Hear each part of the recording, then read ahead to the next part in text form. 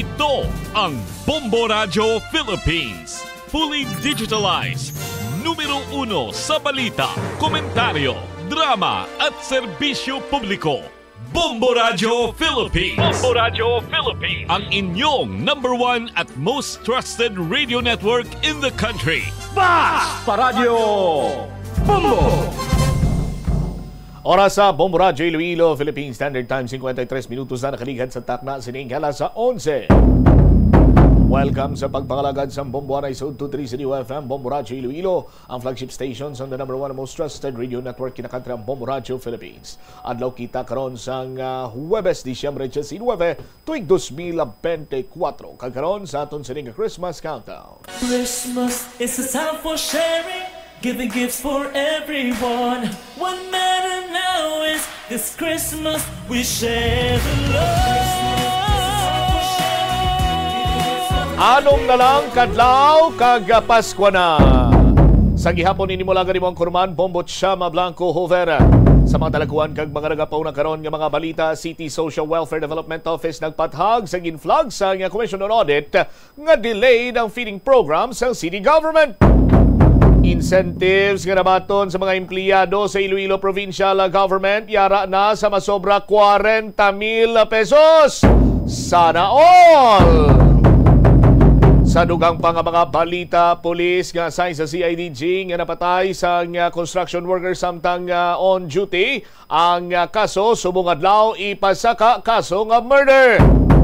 Iloilo City Police Office nagapanawagan sa koordinasyon sang tanan para sa pag-atubang sa mga insidente nga may kang tanan sa mga pamatanon sa tagsa ka magsimbang gabi. May mga tinapungulay, may binunanay sa molo, may bunanay sa lapas. Abi naton gani ang simbang gabi. Ano ni siya? Masimba ikaw. I-kumplituhon mo ang siyam ka mga simbang gabi. Tapos ma-wish ikaw. Ang wish nimo nagaminatuod. Sandig man sa aton sini nga pagpati bilang mga Kristiyano. Ang iba niya lain ang ilang sini nga purpose. Mangita iya sang gamo. Muni madalagkuar mga balita, issues kay impormasyon ng main sentro karon sa aton sini nga pagpangalaga diri sa Bombo Anay sa Udo. Sa mga kabombo naton, sa aton sini nga mga kauturan, padayon lang kamo sa paghulog sa inyo sini nga mga entry sa 1-2 Panalo Part 23 promo. Kon Wibes na subong buwas Biyernes na, ti buwas makolekta na kita sang mga entries out of town sa mga kabanwanan sa palibot sang probinsya sa Iloilo. Gani, maghingagaw na sa paghimo sa imo sinima entries, hingagawa man ang paghulog sa mga drop-box centers naton sa palibot sang probinsya sa Iloilo para nga makuha ina sang patrol. Kung hindi ikaw makahingagaw, ay gid sang problema. Kag kung gusto mo dugangan pag hindi ang imo sining mga entries, now, pwede man nga direkta ka diri maghulog sa mga drop-box centers naton sa palibot sa syudad sa Iloilo. Tanan nga mga Arflorete, pawn shop and jewelry, your Diamond and Pearl House, may mga drop-boxes na dira.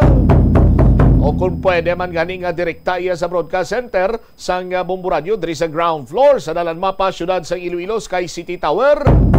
Hulog dira direkta ang imo siniya nga mga entries, dugangi pagin kahulog. Kay man, dalagko pagin sini nga mga papremyo ang nagahulat sa palabuton siniya nga grand draw. Kung sa din, 1 milyon ka pesos ang grand prize nga nagahulat para sa maswerte nga tagdaog sa grand draw sa 1-2 Panalo Part 23 promo. Sinuayhan ang masunod sini nga maging katapo sa Bombo Radio Philippines sa Millionaires Club. Ikaw na bala ina? Paano kung why ka man gahimo sa imo sina entries? Paano kung wala ka man iya naghulog sa imo sina entries? Dapat maghulog ikaw kay kung nagahulog ka, di may tsansa ka nga mag-milyonaryo. May tsansa ka magdaog sang limited edition sini nga radyo nga wala na lansang sa isa lamang ka istasyonan. May LED light, may flashlight, pwede sa battery, pwede man sa kuryente. Ina kabahin sang aton sini nga special draw prize plus 500 pesos. Aton pagin sini iya nga daily draw prizes mga kauturan, amo ang 500 pesos nga cash plus gift pack nga nasulod pa sa Orocan nga balde. Ang kanamion sini iya kay Way pa ya magabutan ang imo sining pangalan, way pa kagabot ang aton sining FD representative. Ang premyo yan nagahulat na simo. Ari na diri ang premyo, naga-standby na. Driya sa promo sang Bombo Radio, wala sandaya, wala sa hokus-pokus, matutuod sini nga mga tagdaog, no? Matutuod sini nga nagapasakop, amo iya ang mga nagadaog. Kani sa diin ka pa, adlaw-adlaw malahulog sa imo sini maintris para dako man ang imo sini nga tsansa nga magdaog.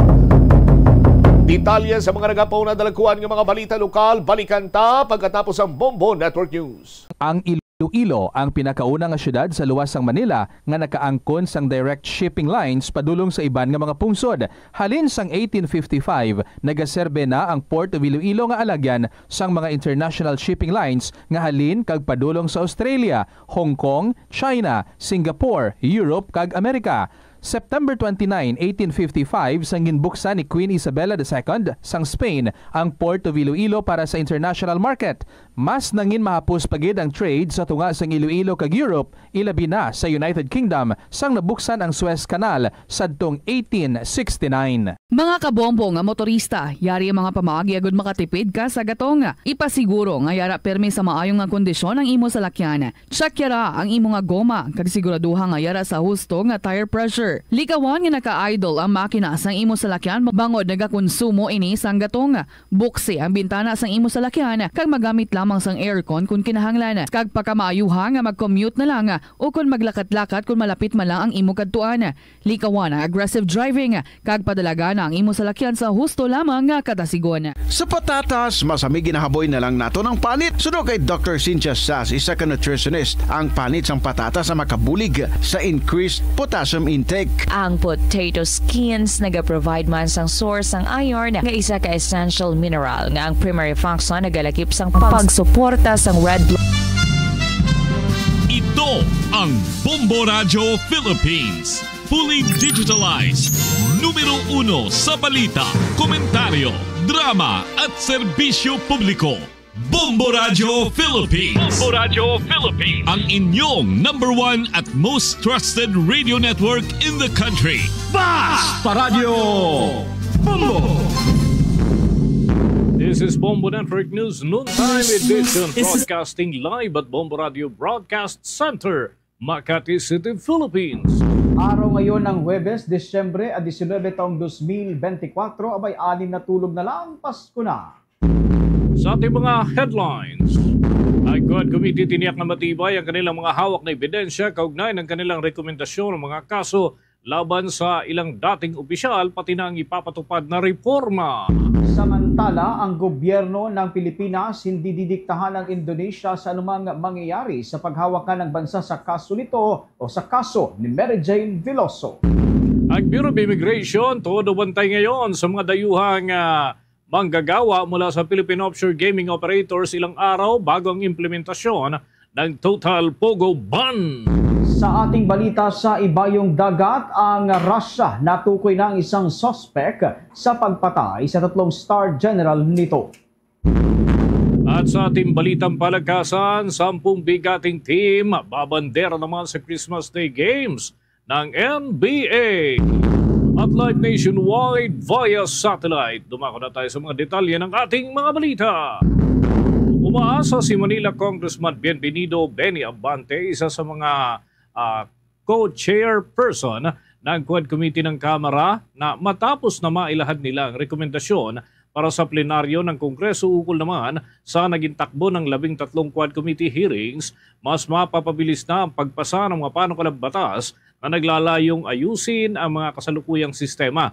Kabilang na rito ang higit pang pagprotekta sa karapatan ng mga karaniwang mamamayan laban sa pag-abuso habang ginagampanan ng mga opisyal ang kanilang tungkulin. Kagaya umano ng nangyari noong panahon ng dating Pangulong Rodrigo Duterte, ay napakaraming paglabag na tila nabigyan pa ng pagpupugay, bagay na hindi raw mangyayari dapat sa isang demokratikong bansa. Narito ang bahagi ng pahayag ni Congressman Bienvenido Benny Abante. The establishment of a national interagency investigative body, an independent agency tasked to investigate EJ case and the other human rights abuses committed by state and non-state actors. The creation of an independent international affairs service that is autonomous to ensure accountability free from the PNP influence. We also recommend the filing of appropriate charges against officials responsible for these atrocities. Bagay ang mga pahayag ni Manila Congressman Bienvenido Abante, isa sa mga chairperson dyan sa Quad Committee na nagsagawa ng investigasyon. Habang binigyang din naman ni Santa Rosa, Laguna Congressman Dan Fernandez na hindi na dapat pang bigyan muli ng layaw ang mga dayuhang mamamayagpag na naman sa panahon kahalintulad na nangyari nung namayagpag itong Philippine Offshore Gaming Operators. Para kay Fernandez, ang mga butas ng proseso at impluwensya mo ng mga dating opisyal ang lalong nagpalala sa masamang epekto ng mga scam hub na umiral sa ating bansa. Narito pa ang mga pahayag ni Congressman Dan Fernandez. Itago man, pilit man, ay kusa namang ilalabas ng tadhana ang katotohanan kung ano ang dilim sa likod ng operasyon ng sugal na ito na sumisira sa kaayusan at imahe ng ating bansa. Ang mga buhay na mapabanyaga man o lokal nating kababayan na kinuha ang kanilang buhay ng mga mapag-abusong tagapamahala ng mga pogo ay ibinubulid na ang kaluluwa sa impyerno. Direct and indirect participation in the operation of pogo must pay the price. Di po pwede nakalimutan na natin ang nakaraan at mag-move forward na tayo. We hope that the Executive Department, Mr. Speaker, through our President, Ferdinand Bongbong Marcos, will give justice to the families of the innocent people who are all victimized by these greedy crooks whose sole objective was to enrich themselves with pogo money. Bagi naman yan ang mga pahayag ni Congressman Dan Fernandez mula dyan sa Santa Rosa, Laguna. Nanindigan naman si Abang Lingkod Party List Congressman Joseph Stephen Paduano na masusi at mabigat ang mga hawak na ebidensya ng Quad Committee para naman maisulong ang mga kaso laban sa mga nagkasalang opisyal ng dating administrasyon. Git pa ni Paduano mula sa testimonya at mga dokumento na kanilang natanggap at nailahad din naman sa naturang lupon, naniniwala siyang titindig ang mga reklamo laban sa mga inaakusahan kaugnay ng samut-saring usapin. Narito ang bahagi ng pahayag ni Congressman Joseph Stephen Paduano ng Party List Abang Lingkod. After a thorough review of the pertinent information within each possession, the Joint Committee has identified compelling evidence that necessitates prompt and decisive legal action. Lagi yan ang mga pahayag ni Congressman Joseph Stephen Paduano. Pero ilang ulit nang sinabi ng kampo ng mga Duterte na handa silang harapin ang mga kaso at dalhin na lamang daw sa korte kung naisin at may mga ebidensyang mga hawak ang sino mang nag-aakusa sa kanila. Para nga kay dating Presidential Legal Counsel Attorney Salvador Panelo, mas mainam na sa korte na lang talakayin at sagutin ang mga usapin at hindi na ang kaladkarin pa sa mga pagdinig ng Kamara at maging ng Senado sa ilang mga pagkakataon. Narito ang minsang naging pahayag ni Attorney Salvador Panelo. It's a free country. Everyone is entitled to file any case against whomsoever they think that has violated the law, and let the courts decide the validity of such complaint. Bagi yan ang mga pahayag ni Attorney Salvador Panelo na ngayon nagsisilbing abogado naman ni dating Pangulong Rodrigo Roa Duterte. Samantala sa iba pang mga balita, mahigit 10 araw bago magpasko ang ibinigay na deadline o sa mga Philippine Offshore Gaming Operators, todo bantay na ang Bureau of Immigration sa mga hub na ito. Ayon kay Bureau of Immigration Commissioner Joel Viado, mayroong halos 1,000 dayuhang Philippine Offshore Gaming Operators worker ang hinabol sa ngayon dahil nga sa mga ito ay nananatiling unaccounted batay sa listahan ng naturang kawanihan. Batay kasi sa talaan ng Bureau of Immigration, mula sa mahigit 33,000 na Philippine offshore gaming operators employee na nakarehistro sa Philippine Amusement and Gaming Corporation of PAGCOR, tinatayang 23,000 hanggang 24,000 na sa kanila ang voluntaryong umalis dito sa ating bansa. Mahigit 8,000 naman ang nag-apply para ma-downgrade ang kanilang mga visa. Mula sa naturang bilang, 1,000 sa kanila ang natukoy na unaccounted at silang mahigpit ngayong hinahanap at binabantayan ng naturang kawanihan. Muli ay ipinaalala ng opisyal na mayroong hanggang Disyembre at 31 ang mga dayuhang Philippine offshore gaming operators na lisanin ng bansa o mag-downgrade sa kanilang mga visa. Pagkatapos ng December 31, sisimula na ang blacklisting sa mga ito. Tuloy-tuloy pa tayo sa ating mga balita. Inaasahang papalo sa 4 na milyong pasahero mga kabombo ang magsisipag-buhos dyan sa mga pantalan sa kabuuan ng holiday rush. Ayon nga kay Transportation Executive Assistant to Secretary Jonathan Hesmundo, ang tinatayang bilang ay mula ngayong weekend hanggang sa unang 2 linggo ng buwan ng Enero ng taong 2025. Ayon nga sa Department of Transportation, nakatakda na rin ang kanilang mga personnel na manatili sa kanilang mga duty sa ground para yan masiguro ang ligtas, maayos at walang abalang biyahe sa mga pantalan sa buong kapuluan. Una na ring sinabi ng Philippine Ports Authority na hihigpitan nila ang inspection at pagbabantay sa mga pantalan kasabay na rin ang pagsisimula ng buhos ng mga pasahero. Ayon naman sa Philippine Coast Guard, ilang serye ng inspeksyon ang ginagawa ng kanilang mga unit sa mga pantalan at mga sasakyang pandagat upang matiyak ang kaligtasan ng mga pasahero.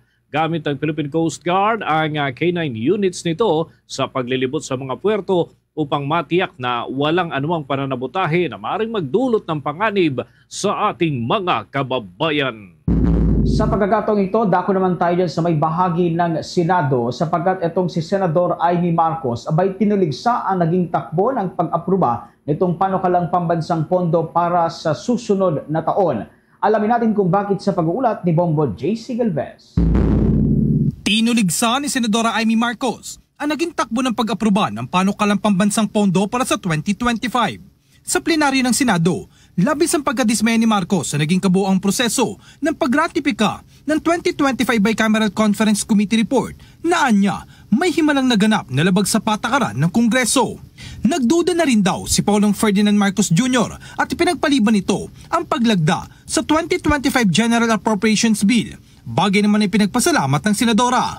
Inilatag ni Marcos ang mga pangyayari patungkol sa ginawang pagbusisi sa panukalang pondo para sa 2025. Matapos isumitian niya ng Pangulo noong Hulyo 22 ang National Expenditure Program, halos 1 buwan lamang ang pagitan ng simula ng Senado ang pagdinig sa budget. Sumulat daw ang Senadora kay Senate President Francis Chis Escudero sa pamamagitan ni Senate Committee on Finance Chairman Senadora Grace Poe na gawing klarong BICAM. Ngunit wala raw siya natanggap na tugon at hindi pinakinggan ang kanyang pakiusap. Hindi rin anya natupad ang pangako ni Poe na bibigyan muna ng BICAM report ng mga senador bago ito paaprubahan. Nang mabigyan naman ng report, ilan daw silang senador na hindi lumagda dahil wala pa rin paliwanag, partikular sa pagtapos sa pondo ng ilang mahalagang ahensya ng gobyerno.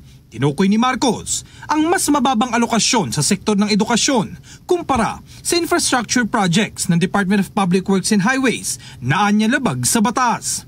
Ang mas nakababahala pa anya ay ang katotohanan ng BICAM report ay niratipikahan kahit na sa panahong yun, walang pinal na bersyon ng 2025 General Appropriations Bill report. Lumiham pa ako sa aking Pangulo ng Senado sa pamamagitan ng ating Finance Chairperson Senator Grace Poe na natanggap ng kanilang mga opisina noong 5 ng Nobyembre 2024. Nakiusap ako sa kanilang gawing klaro ang bicameral conference at magkaroon ng diskusyon kasama ang mga miyembro ng Kongreso bago magsimula ang formal na pagpupulong sa BICAM. Dapat konsultahin muna mga vice chair ng Committee on Finance tungkol sa inimumungkahing pagbabago sa budget ng mga ahensyang nasa ilalim nila. Pati na rin ang mga malaking pagbabago sa GAB ay dapat pinag-uusapan ng mga miyembro bago ipasa. Na walang lihim, walang gulatan, higit sa lahat, walang himala. Kinalampag na ng presidential sister ang kanyang kapatid na Pangulo na ibalik sa BICAM ang 2025 GOB at ayusin ang ilang probisyon at hindi rin kailangan pang umabot sa veto. Nanawagan na rin si Marcos sa kanyang mga kasamang senador na hindi pa huli ang lahat para iwasto ang panukalang pondo at ibalik rin anyang sinirang dignidad at dangal ng bawat Pilipino. Sinabi ng Pangulo nung Lunes sa isang interview na ibabalik niya ang budget para sa computerization. Pero base sa BICAM report, ang suma total para sa edukasyon ay 925 billion lamang. At ito na ang kinukumpunin ng DepEd, ng SUCS, ng CHED at ng TESDA, 12 billion pa sa iba't ibang mga educational institutions. In contrast to that budget of 925, DPWH has a budget of 1.113 trillion. Which is 188 billion more than the entire budget allocation for education. I need not explain further what a travesty this makes of our Constitution. Kahiya-hiya tayo. Habang ang buong mundo ay pasulong ng modernisasyon at komputerisasyon, gusto ba natin lumakad ng paurong? Para sa Bombo Network News, ako si Bombo JC Galvez, nag-uulat para sa number 1 and most trusted radio network in the country, Bombo Radio Philippines, Basta Radio. Bombo! Oras natin sa buong kapuluan, 13 minuto na makalipas ang alas 12 ng tanghali. Papayagan umano ng Bureau of Corrections si Mary Jane Veloso na makasama ang kanyang pamilya sa araw ng Pasko habang nakapit ito sa Correctional Institution for Women dyan sa lungsod ng Mandaluyong. At nga sa Bureau of Corrections Director General na si Gregorio Pio Katapang Jr., maaaring bumisita ang pamilya Veloso sa araw ng Pasko para makasama naman ang kanilang mahal sa buhay. Anya, pagkatapos kasi ng 5 araw na quarantine period ay maaari nang tumanggap ng mga bisita si Mary Jane Veloso bilang normal na mga proseso sa naturang piitan. Ang 5 araw na ito ay mandatory sa lahat po yan ng persons deprived of liberty habang isinasailalim ito sa kaukulang medical at physical examinations. Kahapon nga ay tuluyang nakabalik na dito sa ating bansa si Mary Jane Veloso sakay ng flight mula sa Indonesia at nailipat na agad dyan sa Correctional Institution for Women sa lungsod ng Mandaluyong. Samantala, kaugnay ng balitang yan, ang Department of Justice naman sinabing hindi didiktahan ng Indonesia sa anumang mangyayari sa paghawak ng bansa sa kaso nitong si Mary Jane Veloso. Alamin natin ang buong detalye ng balitang yan, tinutukan ni Bombo Grant Hilario. Binigyang diin ni Justice Undersecretary Raul Vasquez na hindi sila didiktahan ng Indonesia sa anumang posibleng kalabasan ng kaso ni Mary Jane Veloso. Bagamat nirerespeto pa rin ng Department of Justice ang samahan ng bansa sa Indonesia, sinabi niya na walang obligasyon ang Pilipinas na magpaalam sa bansang Indonesia kung may pagbabago man sa paghawak nito sa kaso ni Veloso. That's basic lang na sabihin mo lang na for example, nandito na siya. It's just to parang for information purposes parang gano'n. But they don't really dictate anything on us. Nothing at all. Na kailangan ma-inform lang sila.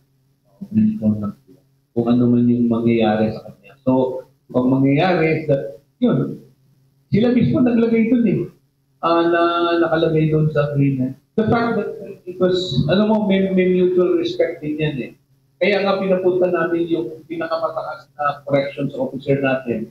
That alone is evidence of, our desire to fulfill our duties in accordance with international protocols as well as domestic laws.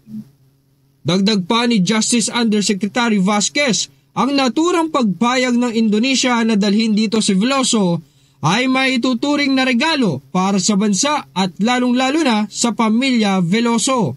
Ito ay ang kauna-unahan at masasabing isang pambihirang pagkakataon sapagkat ngayon pa lamang ito nangyari ayon sa kanya.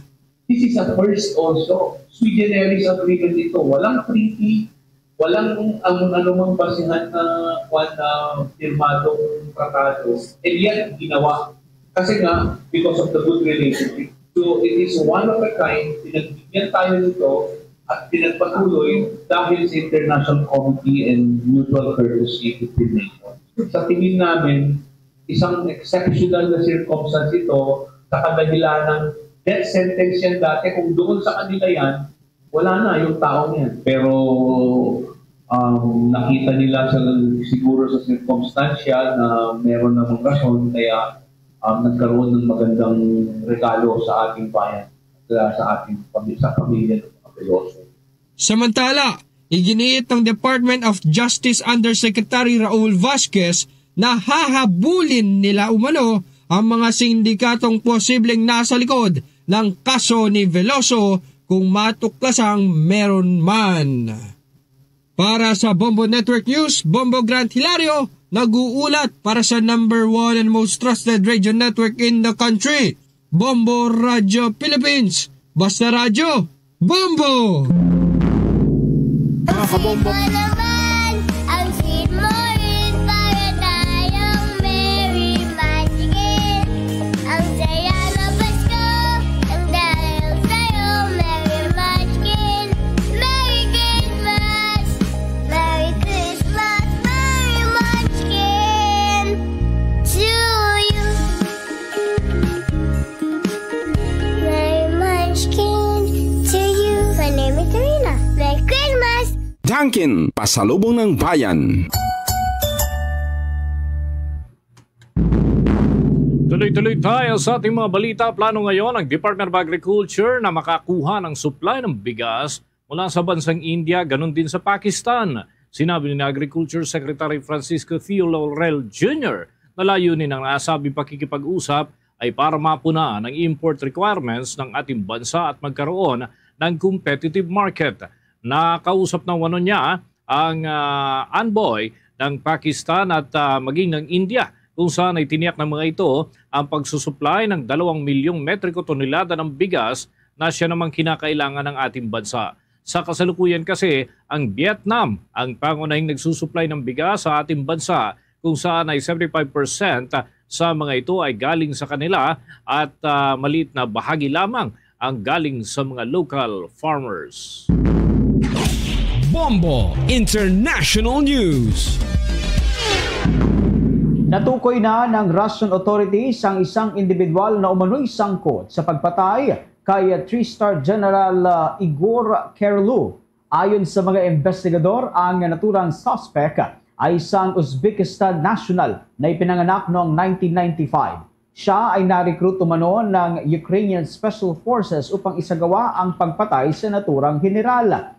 Ayon pa sa mga investigador, napangakuan siya na aabot sa $100,000 upang isagawa ang naturang pag-atake.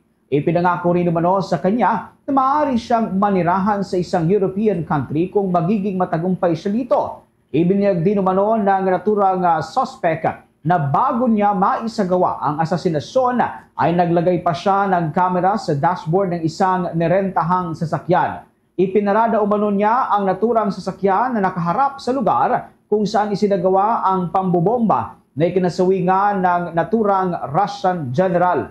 Ang naturang kamera ayon sa mga Russian investigator ay direktang may koneksyon sa mga attack organizers na nakabase dyan sa may isang syudad sa Ukraine. Si Kirillov, mga kabombo, ay ang nagsisilbing head ng Russian Army Chemical, Biological and Radiological Weapons Unit. Oras natin sa buong kapuluan, 21 minuto na makalipas ang alas 12 ng tanghali. Hindi pa rin inaalis ng Department of Science and Technology ang posibilidad ng pagbaha sa mga ilang lugar kahit na humina na itong bagyong Kerubin, naging low pressure area na lamang. Ang nga sa mga eksperto, nananatili ang banta ng malalakas na mga pag-ulan dahil nga sa namatang makapal na kaulapan sa ilang mga lugar, pangunahin na doon sa parte ng Visayas at maging sa Mindanao.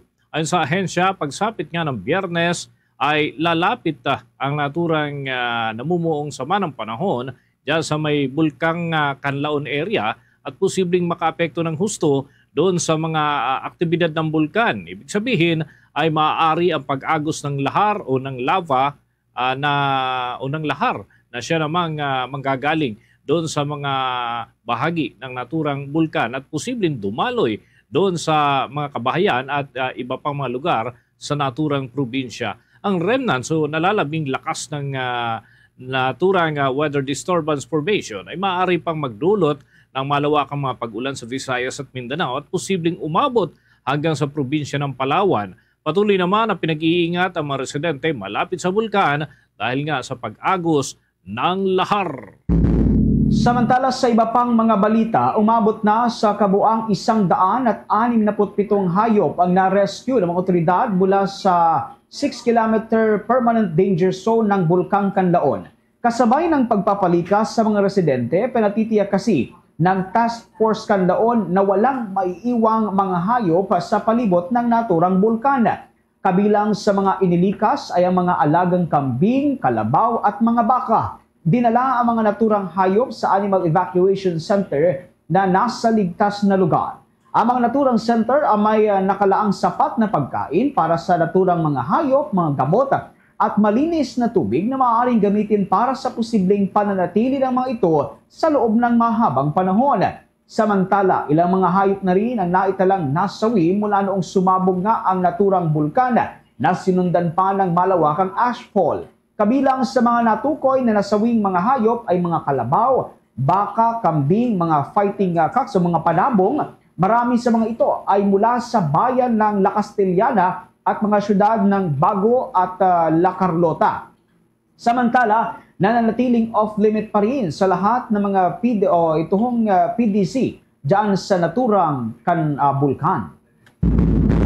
Mga kabombo, tuloy-tuloy tayo sa ating mga balita pero bago tayo dumako sa iba pa hong mga paksa ay nakuhan muna natin ang isang importanteng panayam sa pagkakataong ito at makakausap po natin ang isa sa mga nangunguna sa ilang mga election watchdog dito sa ating bansa. Para kahit papaano matunghayan natin kung paano yung mga preparasyon hinggil ho dito sa nalalapit na halalan. Magkikumusta tayo kay Professor Danny Araw ng Kontradaya. Si Bombo Dennis Hamito po ito. Together with me, si Bombo Victor Liantino. Magandang tanghali po sa inyo. Professor, welcome to the program.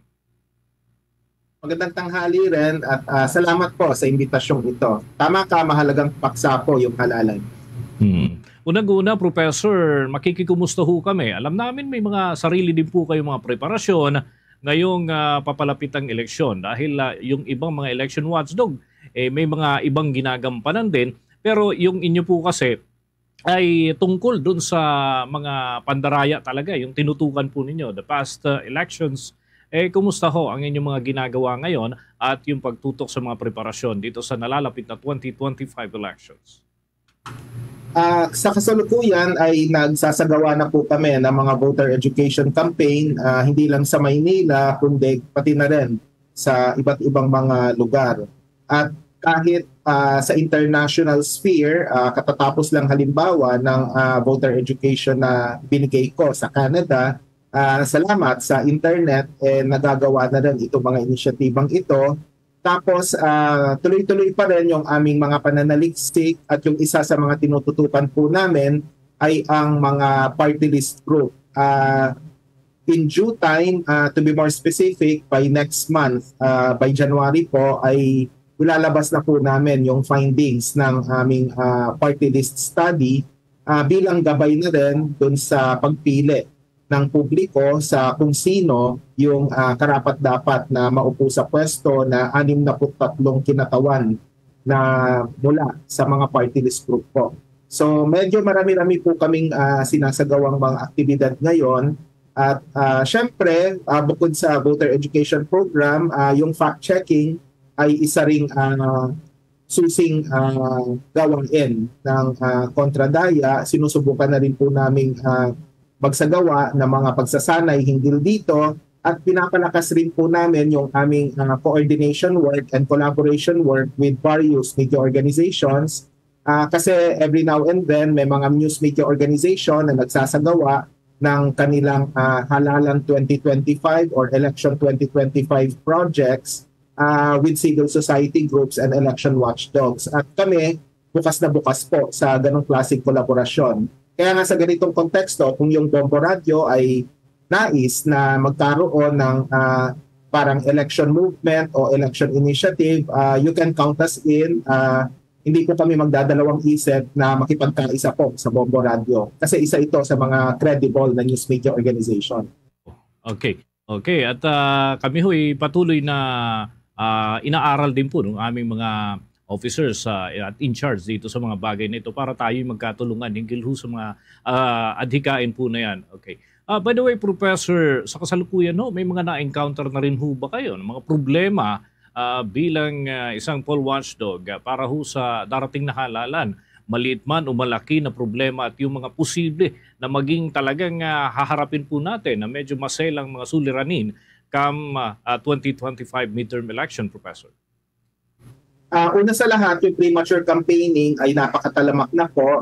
Hindi na bago ito at sigurado ako, marami sa ating mga kababayan at kahit kayo mismo ay nakikita na yung mga naglalakihang billboard, poster at saka minsan pag nanonood tayo ng TV o kahit sa internet, nai-interrupt yung ating viewing experience o viewing pleasure dahil sa mga nakakairitang mga advertisement na to. Ito po ay technically legal pero hindi pa rin ito katanggap-tanggap kasi binibigyan mo ng undue advantage yung mga mayayaman at makapangyarihan at nagagawa ito sa expense ng mga mahihirap na mga nagnanais kumandidato na hindi kasing laki yung pera.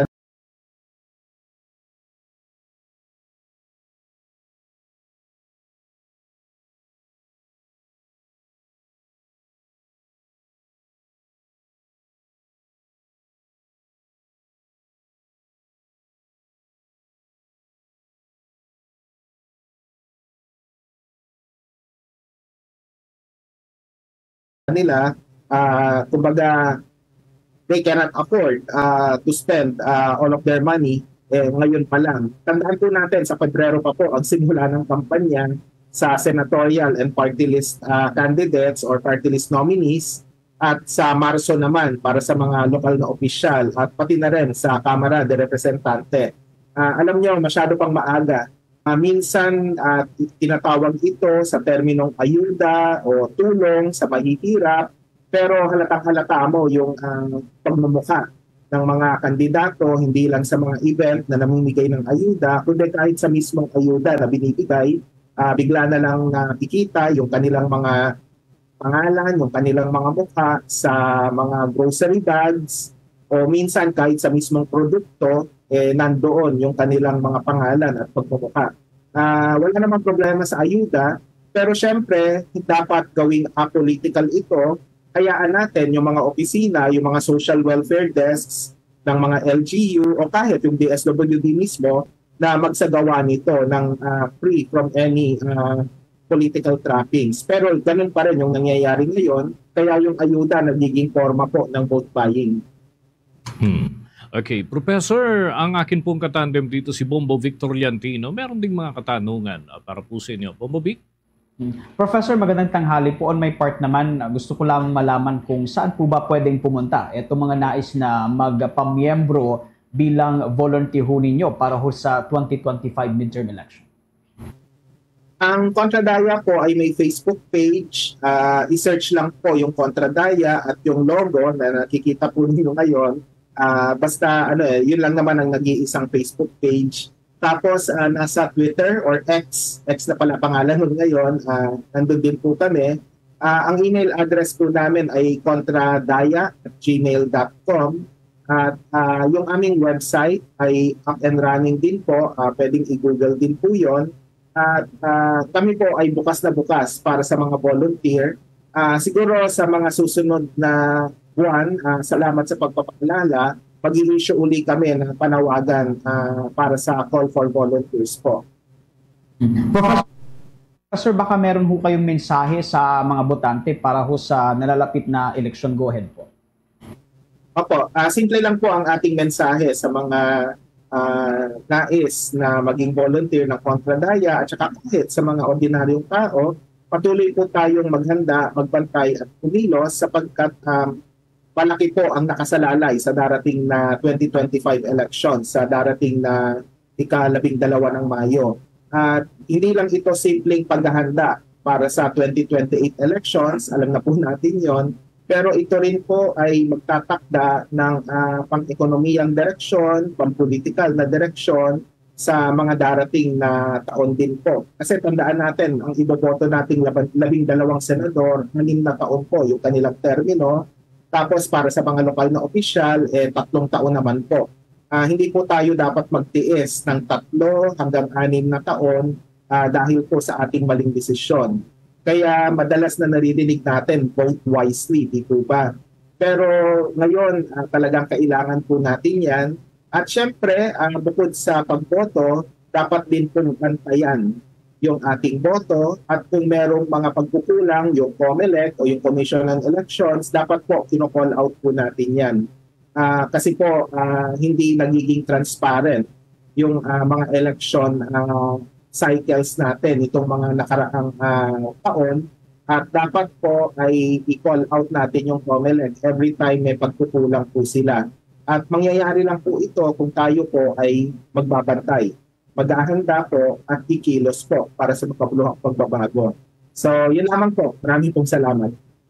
Ayan, maraming salamat din po mga kabombo, mga Kastar Nation. Nakausap natin si Professor Danny Araw mula ho sa grupong Kontradaya. At siguro mas magiging madalas yung mga pagkakataon makakausap natin ang mga katulad ho nila para sabay-sabay ho natin bantayan itong eleksyon sa darating na 2025. Ito ho yung tinatawag nating midterm elections dito sa ating bansa.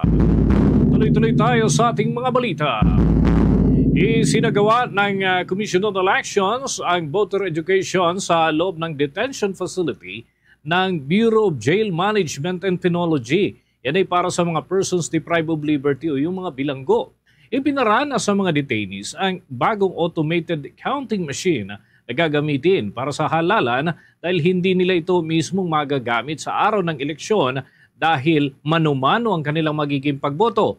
Kaugnay nito ay pinakita rin sa kanila yung magiging itsura ng mga balota na gagamitin sa pagboto at tiniyak na silang lahat ay makakatanggap ng balota para naman sila ay makalahok sa darating na eleksyon at yan mismo ay mangyayari sa araw ng halalan at o kaya naman sa itinakdang petsa para makaboto yung mga persons deprived of liberty. Matatandaan na noong nakaraang linggo ay pumirma na ng Memorandum of Agreement ang Commission on Elections at ang Bureau of Jail Management and Penology, Bureau of Corrections at Public Attorney's Office. Yan ay para maging maayos yung pagboto ng mga persons deprived of liberty sa panahon ng halalan sa susunod na taon.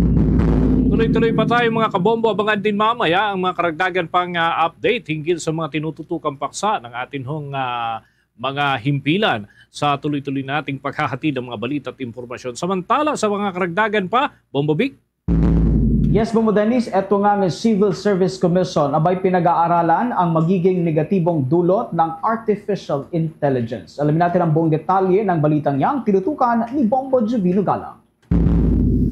Inamin ng Civil Service Commission na mayroong epekto sa trabaho ang paglaganap ng artificial intelligence. Sinabi ni Director Nurin Boots Gokon Gragasin, ang Director ng Integrated Records Management Office ng CSC, na hanggang sa kasulukuyan ay hindi pa nila nakikita ang negatibong resulta ng AI. Dagdag pa nito na may ilang lugar na maaaring magamit ito ng tama habang may mga ilang lugar ay may mga negatibong epekto, lalong-lalo na sa mga workforces. Ginagamit na po natin. I think we are just now more conscious of the fact that there are certain obligations and responsibilities that go with it because of the challenges that will also surface with the use of artificial intelligence. As you mentioned po, in terms of training, let's say in your L&D, if you use AI to generate training program, yes, citation will have to be mentioned. Also, validation needs to be done. Kasi pwede pong hindi rin talaga accurate yung nabibigay. So all of those kinds of precautionary measures, as you mentioned, ought to be put in place po. Just so we also we get the best from artificial intelligence. Nito na kanilang pinag-aaralang mabuti ang nasabing epekto ng AI na maaring makakatulong ng malaki sa mga government offices. From those number of individuals in terms of their performance, then that could reduce certain biases na associated with human evaluation. So that could be a good way of using AI. Another good way of utilizing AI is in terms of real-time feedback. So put in the data there. If there are also ongoing assessments, rather than we do it ng yung ginagawa natin every semester. So AI could provide a real-time feedback. So we don't need to wait after 6 months to be provided with an appraisal. So we would know real-time how we are doing.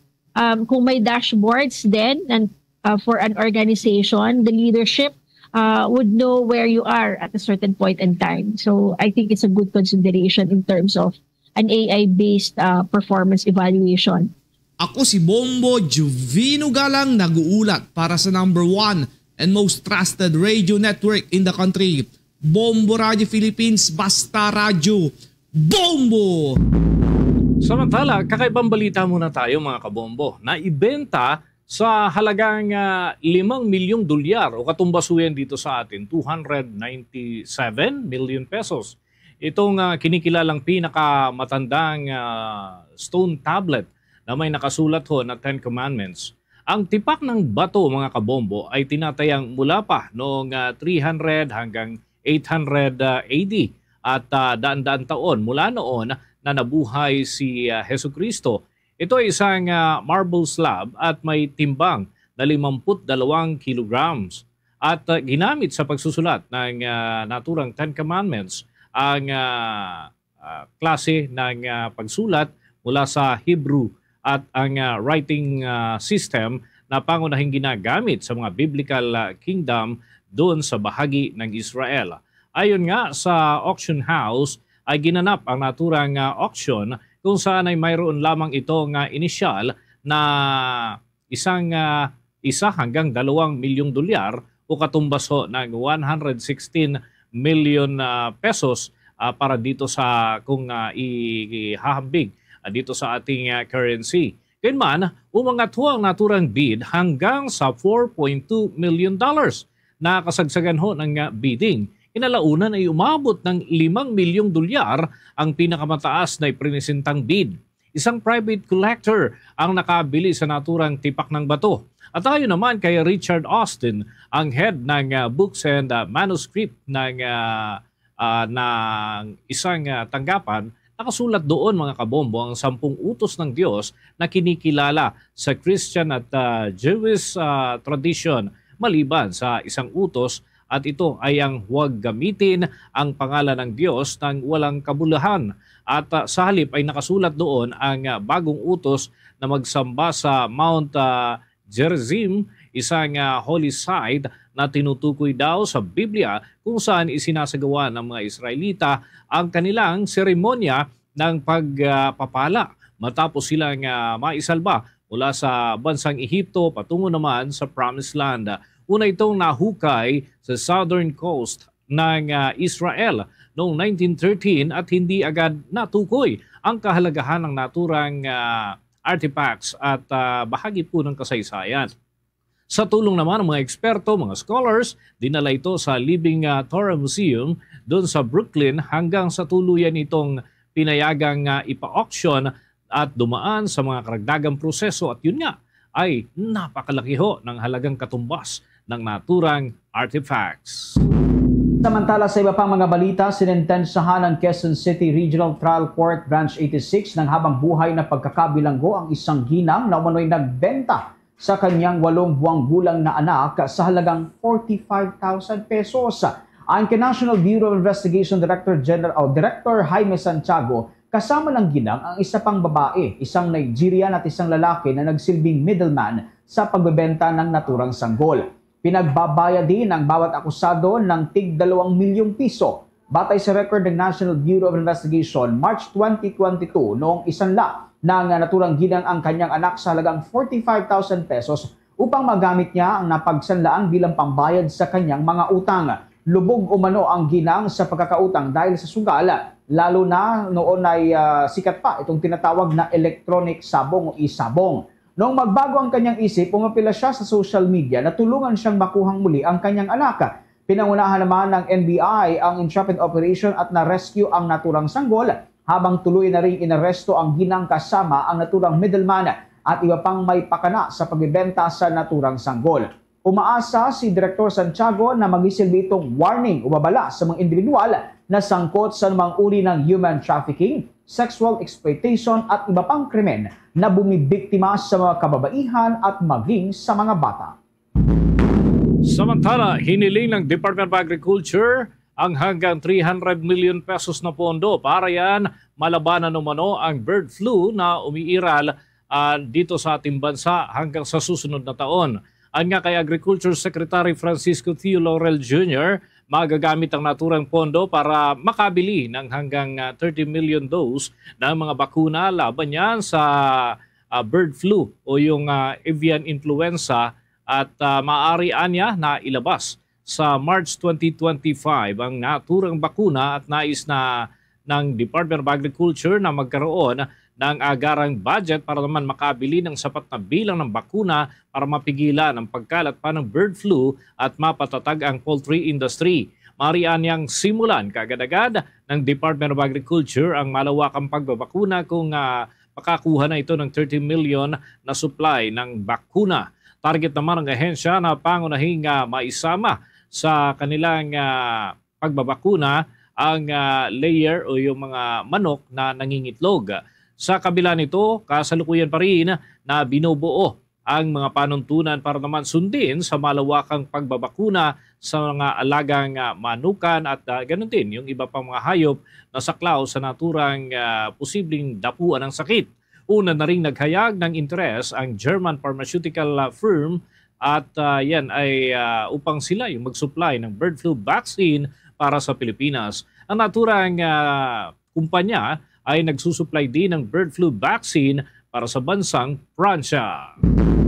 Samantala, kupatay ng balita mula sa ating mga kasamahan, ang Department of National Defense ay hindi sang-ayon sa ideya na magsagawa ng ceasefire sa CPP-NPA ngayong holiday. Alamin natin ang buong detalye. Tinutukan niya ni Bombo Kelly Cordero. Hindi sang-ayon si Department of National Defense Secretary Gilberto Teodoro Jr. sa ideya na magsagawa ng holiday truce o ceasefire sa Communist Party of the Philippines, New People's Army, National Democratic Front, lalo na ngayong Disyembre. Ayon kay Secretary Teodoro, ang anumang ceasefire sa CPP, NPA, NDF ay nangangahulugang ceasefire laban sa terorista at mga kriminal. Matatandaan na sinabi ng Armed Forces of the Philippines na magtutuloy-tuloy pa rin ang kanilang internal security operations ngayong nalalapit na ang anibersaryo ng Communist Party of the Philippines New People's Army sa December 26. Ayon kay AFP spokesperson Colonel Francel Margaret Padilla, humina na ang puwersa ng guerrilla fronts kaya naniniwala silang wala na itong kapasidad na magsagawa pa ng major operations. Over the years, sir, the CPP has shown that they are anti-government, anti-development, and anti-people. So with this, sir, the Armed Forces of the Philippines will continue with our internal security operations. So tuloy-tuloy tayo dyan. From the start of the year, we started with 7 weekend guerrilla fronts. Ngayon, we're down to 1. And we're well within targets. Nahuli na rin ang ilan sa mga leader nito kaya humina na rin daw ang recruitment operations nito. Sa kabila nito, tiniyak ng Philippine Army na nananatili silang handa sa anumang posibleng mangyari o aksyon ng communist group laban sa puwersa ng gobyerno. Una na rin iniulat na hindi magdedeklara ng suspension of police operations ang Philippine National Police para sa Communist Party of the Philippines New People's Army ngayong Disyembre.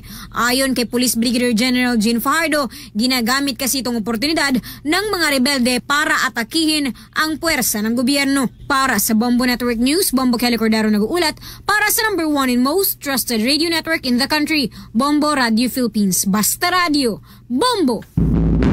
Oras natin, 14 na minuto bago sumapit ang alauna ng hapon. Nasamsam ng anti-narcotics agents ang nagkakahalagang 63 million pesos na shabu mula sa isang Zambia na babae dyan sa Ninoy Aquino International Airport. Ang nahuling suspect mga kabombo dyan sa arrival area ng naturang paliparan na isang 34 years old at residente ng Zambia, South Africa. Ayon nga sa mga otoridad ay nakuha sa kanya na nakasilid sa kanyang bagahe ang 7.27 na kilograms ng kontrabando at dinala yan sa Philippine Drug Enforcement Agency at yan ay para sumailalim sa dokumentasyon at proper disposal na rin ng naturang mga droga. Samantala, kasong paglabag sa Republic Act 9165 o Comprehensive Dangerous Drugs Act ang inihahanda ng mga otoridad para naman sa naturang suspect. Samantala, naghahanda na ang Metropolitan Manila Development Authority o MMDA para sa gaganaping Metro Manila Film Festival Parade of Stars sa darating na Sabado, Disyembre 21 ng taong ito. Ang parada ang siyang inaasahang magiging opening act para yan sa 50th edition ng MMFF na dadaluhan naman ng mga bigating personalidad na siyang tampok sa mga pelikulang ipalalabas sa mismong araw ng Pasko. Makikita rin sa naturang parada ang mga magagarbong floats mula sa 10 opisyal na entry sa naturang film festival. Ayon kay Metropolitan Manila Development Authority at MMFF Concurrent Chairman Attorney Don Artes, inaasahan anya ng kanilang pamunuan na dadagsa itong mga tao sa magiging ruta ng parada para makita ang kanilang mga idolo. Nagtalaga naman din ang kaagad ang kanilang ehensya ng deployment plans kung saan nasa mahigit 3,000 mga tauhan ng Metropolitan Manila Development Authority ang kanilang ipapakalat sa mga dadaanang ruta ng parada para yan sa crowd control at pagsiguro na magiging maayos ang daloy ng trapiko sa araw na iyon. Samantala, mag-uumpisa naman ang naturang parada pasado 3:00 ng hapon simula sa Kartili ng Katipunan hanggang Magallanes Drive sa may Manila Central Post Office. Pagkatapos ay magkakaroon naman ng tsansa itong publiko na magkaroon ng meet and greet sa kanilang mga idol at susundan ng isang music festival. Bilang bahagi naman ng kanilang management plan ay magpapatupad ng temporary lane closures at stop and go scheme simula 12:00 ng tanghali hanggang 8:00 ng gabi. Ilan sa mga daanang ipapasara ay ang Padre Burgos maging ang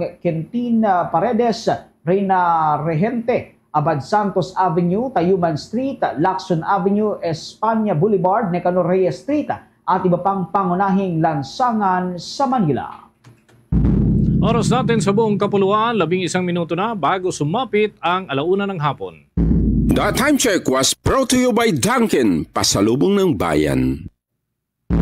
Sa pagkakataong ito, dako na tayo sa mga balita ng ating mga himpilan, mga tinutukang kaganapan. Maki-update tayo dyan sa bahagi po ng Visayas, kaugnay dun sa mga proseso ng pagpapalikas dun sa mga residente na posibleng maapektuhan. Sakali na magkaroon talaga ng impact itong sama ng panahon, lalo na dyan sa may Canlaon area. Alamin natin sa nakalap na impormasyon ng Star FM Cebu.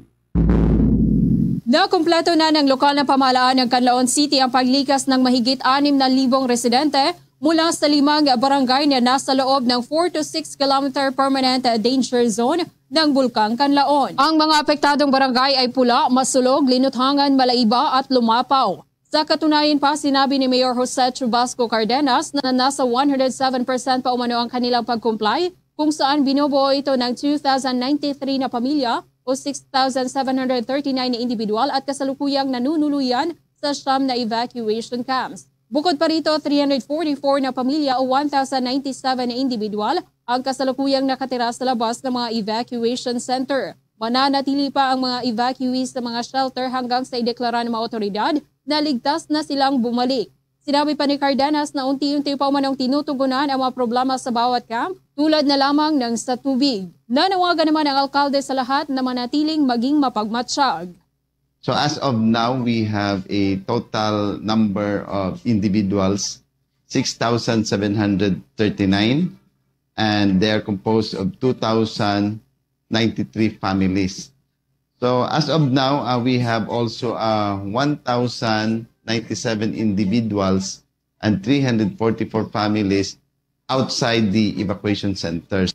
Mula rito sa lungsod ng Cebu, Star DJ Sophie Amber nag-uulat para sa number 1 and most trusted radio network in the country, Bombo Radio Philippines. Basta Radyo, Bombo! Samantala, sa ibang paksa naman, supply ng baboy dyan sa Western Visayas sasapat umano sa holiday season sa kabila ng mataas na demand ng mga pamilihan ho dyan.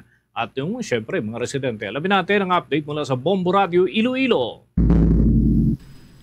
Tiniyak ng Department of Agriculture na sapat ang supply ng kanilang baboy sa panahon ng Kapaskuhan at Bagong Taon kahit na mataas ang demand nito ngayong holiday season. Sa panayam ng Bombo Radio Iloilo kay Dennis Arpia, Regional Executive Director ng Department of Agriculture Region 6, sinabi nito na hindi kailangan maglagay ng price cap sa mga baboy, lalo na sa letson sa paparating na Christmas sa kabila ng epekto ng African Swine Fever o ASF sa rehiyon. Ayon kay Arpia, bagamat may minimal price increase na inasahan sa peak demands tuwing Pasko, ang bansa ay mayroong stable na pork supply. Pinawi rin ni Arpia ang pangamba kaugnay sa supply stability ng baboy ngayong holiday season. Aniya, hindi kukulangin ang supply ng kaning baboy dahil malaki ang inventaryo nito. Tuloy-tuloy naman din ang kanilang pakikipag-ugnayan sa Bureau of Animal Industry at National Meat Inspection Service maging sa stakeholders para masigurong hindi magkakaroon ng problema sa supply at presyo ng baboy lalo na sa holiday season kung kailan mataas ang... Makikita niyo na hindi siya gumagalaw, meaning tumataas na ulit o bumabalik na ulit yung kumpiyansa ng ating mga kababayan produce. Pero hindi pa ako ganun kalaki ang kumpiyansa na sabihin sa inyo na balik na tayo sa dati. Si Department of Agriculture Regional Executive Director Dennis Arpia. Para sa Bombo Network News, ito si Bombo Ayan Gahete. Para sa number 1 and most trusted radio network in the country, Bombo Radio Philippines. Basta Radio, Bombo! Samantala, eto namang EDCA sites abay seryosong bantang pang-seguridad umano dahil sa posibleng proxy war location ng Pilipinas. Alamin natin kung bakit tinutukan yan ng Bombo Radio Cagayan de Oro. Nalagay lang umano sa panganib ang pangkahalatang seguridad ng Pilipinas dahil sa presensya ng Enhanced Defense Cooperation Agreement o EDCA na patatakbuhin ng trupang Amerikano. Ito ang matapang na kurukuro ng isang geopolitical analyst na nakabase sa Amerika na si Professor Ana Malindog. Patungkol sa pinalakas ng defense capabilities ng Pilipinas sa pamamagitan ng siyam na EDCA sites na kabilang ang Lumbia Air Base ng Cagayan de Oro City. Sa panayam ng Bombo Radio, inihayag ni Uy na nagsibilang umano na proxy war location ang Pilipinas kung sakasakaling sisiklab ang digmaan sa rehiyon ng Asia-Pasipiko sa pagitan ng Estados Unidos at ilang nakaalita na bansa. Magugnitang noong Nobyembre nitong taon ay dinalaw ni Defense Secretary Gilbert Sodoro Jr. ang EDCA site ng syudad at sinasabing headquarters ng 15th Strike Wing ng Philippine Air Force, katuwang ang itatayo rin na naval base ng Philippine Navy na makabase sa Taguluan, Misamis Oriental. Even yung ating presidente, hindi pwedeng pumasok dyan ng ganun-ganun lang. Even though nasa soil natin yan, nasa Philippine territory yan. Kasi they consider it as parang US property. Ano ba ang makukuha ng mga taga Cagayan de Oro sa EDCA base na yan? Economically, I really don't see anything. Ano ba ang mangyayari sa Cagayan de Oro if in any case breaks out in the Asia-Pacific region? Kasi tayo ay proxy under a Marcos government. Mula Bombo Radio Cagayan de Oro, Bombo Junil Ukat para sa number 1 at most trusted radio network in the country, Bombo Radio Philippines. Basta Radio, Bombo! Mga kabombo, mga ka-Star Nation, tuloy-tuloy lamang sa pagtutok sa mga balita at impormasyon. Lalo na ngayong papasok ko itong holiday rush. Yan naman, para ho dyan sa mga taga-subaybay natin sa mga Hiligay non-speaking. Nariyan ho, Bombo Radio Iloilo, Bombo Radio Bacolod at Bombo Radio Rojas. Doon naman sa mga Cebuano speaking, nariyan naman ang Bombo Radio Cebu. Habang sa mga Akyanon, Bombo Radio Kalibo. At doon sa mga Waray, Bombo Radio Tacloban. Mga kabombo at ka-Star Nation, sa pagkakataong ito, sama-sama ho tayong manalangin ng Orasyo Pirata for Peace. God, our Heavenly Father, Lord of peace and justice, we humbly come before you during this time of escalating geopolitical tensions in our part of the world. Through the years, you have sustained our faith in you as a nation. It is our faith in your divine providence that has made us survive the countless natural and human-caused calamities that have come our way in our history as a people. Spare us, Lord, from the horrors of war. Hear our pleas as we cry out to you. Have mercy on us, Lord. Rescue us from the malevolent forces that influence world leaders. For we believe that our struggle is not against flesh and blood, but against the rulers, against the authorities, against the powers of this dark world, and against the spiritual forces of evil in the heavenly realms. We pray for your leaders entrusted with making crucial decisions for our nation. We place all our hopes in you, seeking your forgiveness and mercy for the times when our fears and suspicions have tainted our perceptions with ethnic biases and prejudices verging on racism. We earnestly pray, Lord, that you make us instruments of your peace. Where there is hatred, let us bring love. Where there is injury, pardon. Where there is doubt, faith. Where there is despair, hope. Where there is darkness, light. Where there is sadness, joy. Through our Lord Jesus Christ, your Son, who lives and reigns with you in the unity of the Holy Spirit, God, forever and ever. Amen. Our Lady, Queen of Peace, pray for us. Saint Michael the Archangel, Pray for us. Saint Joseph, Pray for us. Saint Francis of Assisi, Pray for us. Saint Lorenzo Ruiz, Pray for us. Saint Pedro Calungsod, Pray for us. Christmas is a time for sharing. Mga kabongbot consternation sa ating Christmas countdown. Aba, 6 na tulog na lang, Pasko na! Ay nako, Bombovic, baka hindi ka pa nakapagbalot ng mga regalo, lalo na sa dami ng mga inaanak mo. Eh nako, umpisahan na ho natin. Mga kabombo, mga ka-Star Nation, no? At sa mga susunod na pagkakataon, may mga tampok din po kami para dito sa ating Christmas Around the World. Alamin ho natin dyan, mga kabombo, yung paraan kung paano naman sila mag-celebrate ng kanilang Kapaskuhan doon sa iba't ibang bansa. Yan, Bombovic, yung ating tampok araw-araw, lalo na sa ating mga himpilan. So tutukan, mga kabombo, mga ka-Star Nation, ang ating patuloy na mga sinusubaybayang kaganapan ngayong holiday season dito pa rin sa Bombo Radio at Star FM. At yan ang kalipunan ng ating mga balita para sa pantanghaling edisyon ng Bombo Network News. Mula sa Bombo News Center, Makati, para sa #1 and most trusted radio network in the country, Bombo Radio Philippines. Basta Radio, Bombo! Bombo, kahit kanino nangangailangan ng tulong, pamasko para sa iyo ang aming lingkod. Maligayang Pasko sa lahat, Star FM at Bombo Radio.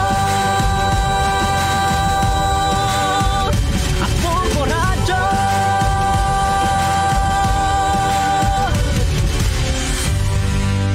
Balita kaga impormasyon nagpagwa sang isa iya ka report ang Commission on Audit.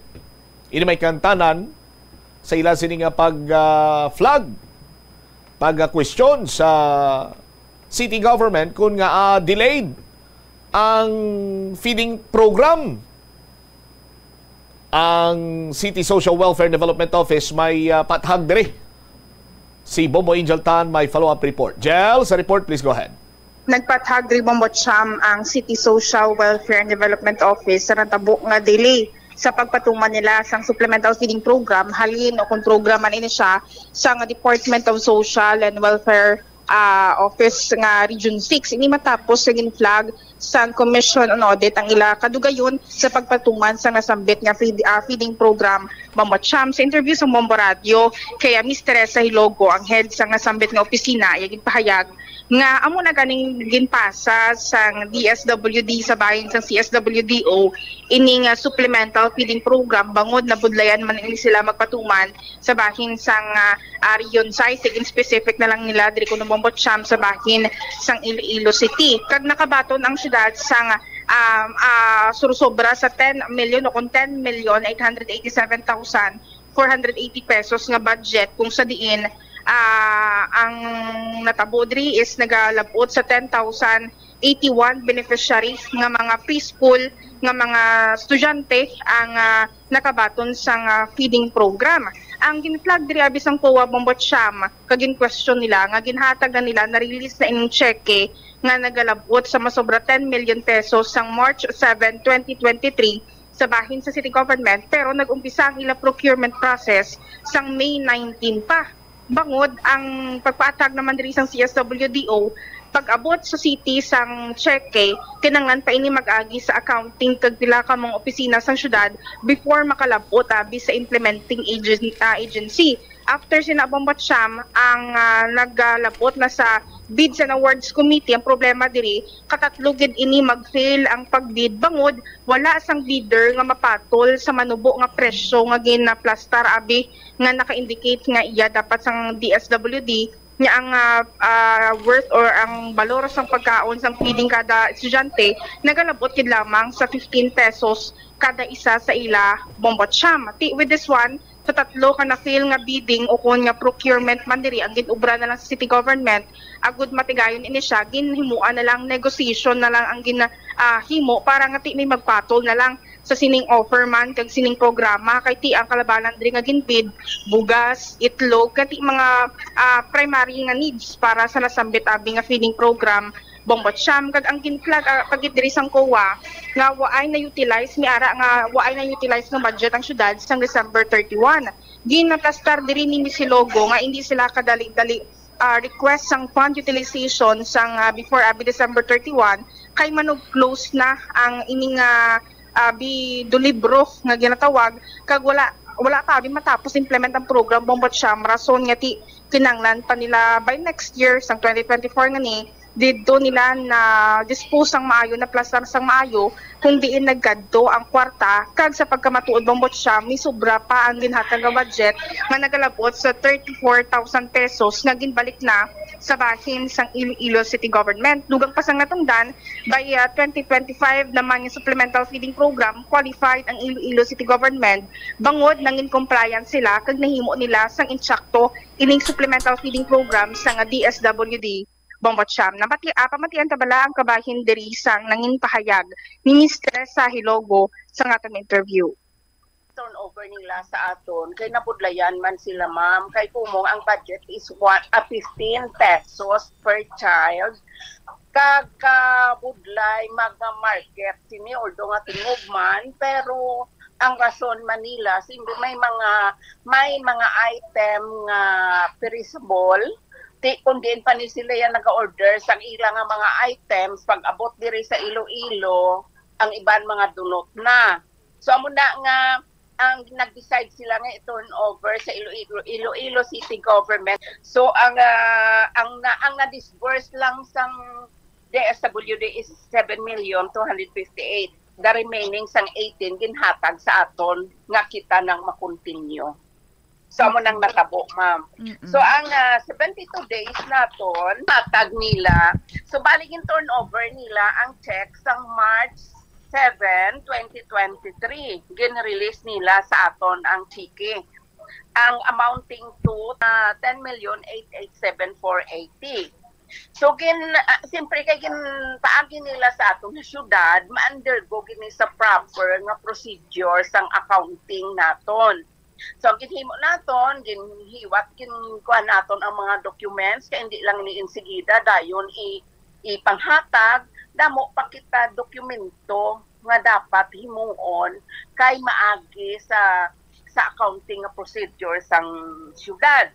So naga-continue kita until May 19 nag-start na ang aton nga procurement process.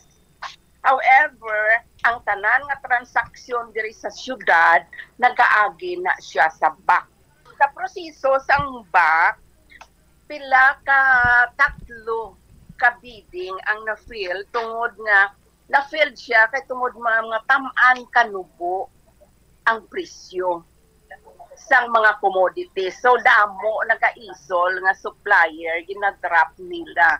So diri nga daan sa aton sa first nga ano sang bak kung gin-drop ang imo ya nga ipaprocure nga item, ma-wait ka naman for second naman nga proseso sa bak nga naga-last sang weeks or 3 weeks, no? So almost a month naman. So 3 times ni siya nga na-filled, amo man nga balik-balik naton until such time nga nag-decide sila nga ipaagi na lang through negotiation. Kay waay gid siya ma'am sang supplier nga masulod nga tungod nga sa kabarato sa aton nga ano gali na nga mga item. So December 31, 2023, may balance kitang nabilin nga 9,318,000. So hindi kita maka-request ang fund utilization kay ma-close na ng libro ma-end kay tungod nga why pa naton natapos. So ang aton siniya nga if you are bali initial lang. So muna kay gusto sang region i-full gid siya to ikuan naton i-disburse. However amo na ang natabo so partial ang aton niya nga if you are. Pagkatapos ang nadagingot man na distribute kay tungod sa negotiations may ano na lang ni pangitaan paagi nga ma-deliver gid siya ang tanan nga feeding kag nag-end ini sang mga 2024 na nga first quarter. However na feeding naton ini tanan kag tungod nga ang mga items naganubo ang presyo kag nagataas ang price.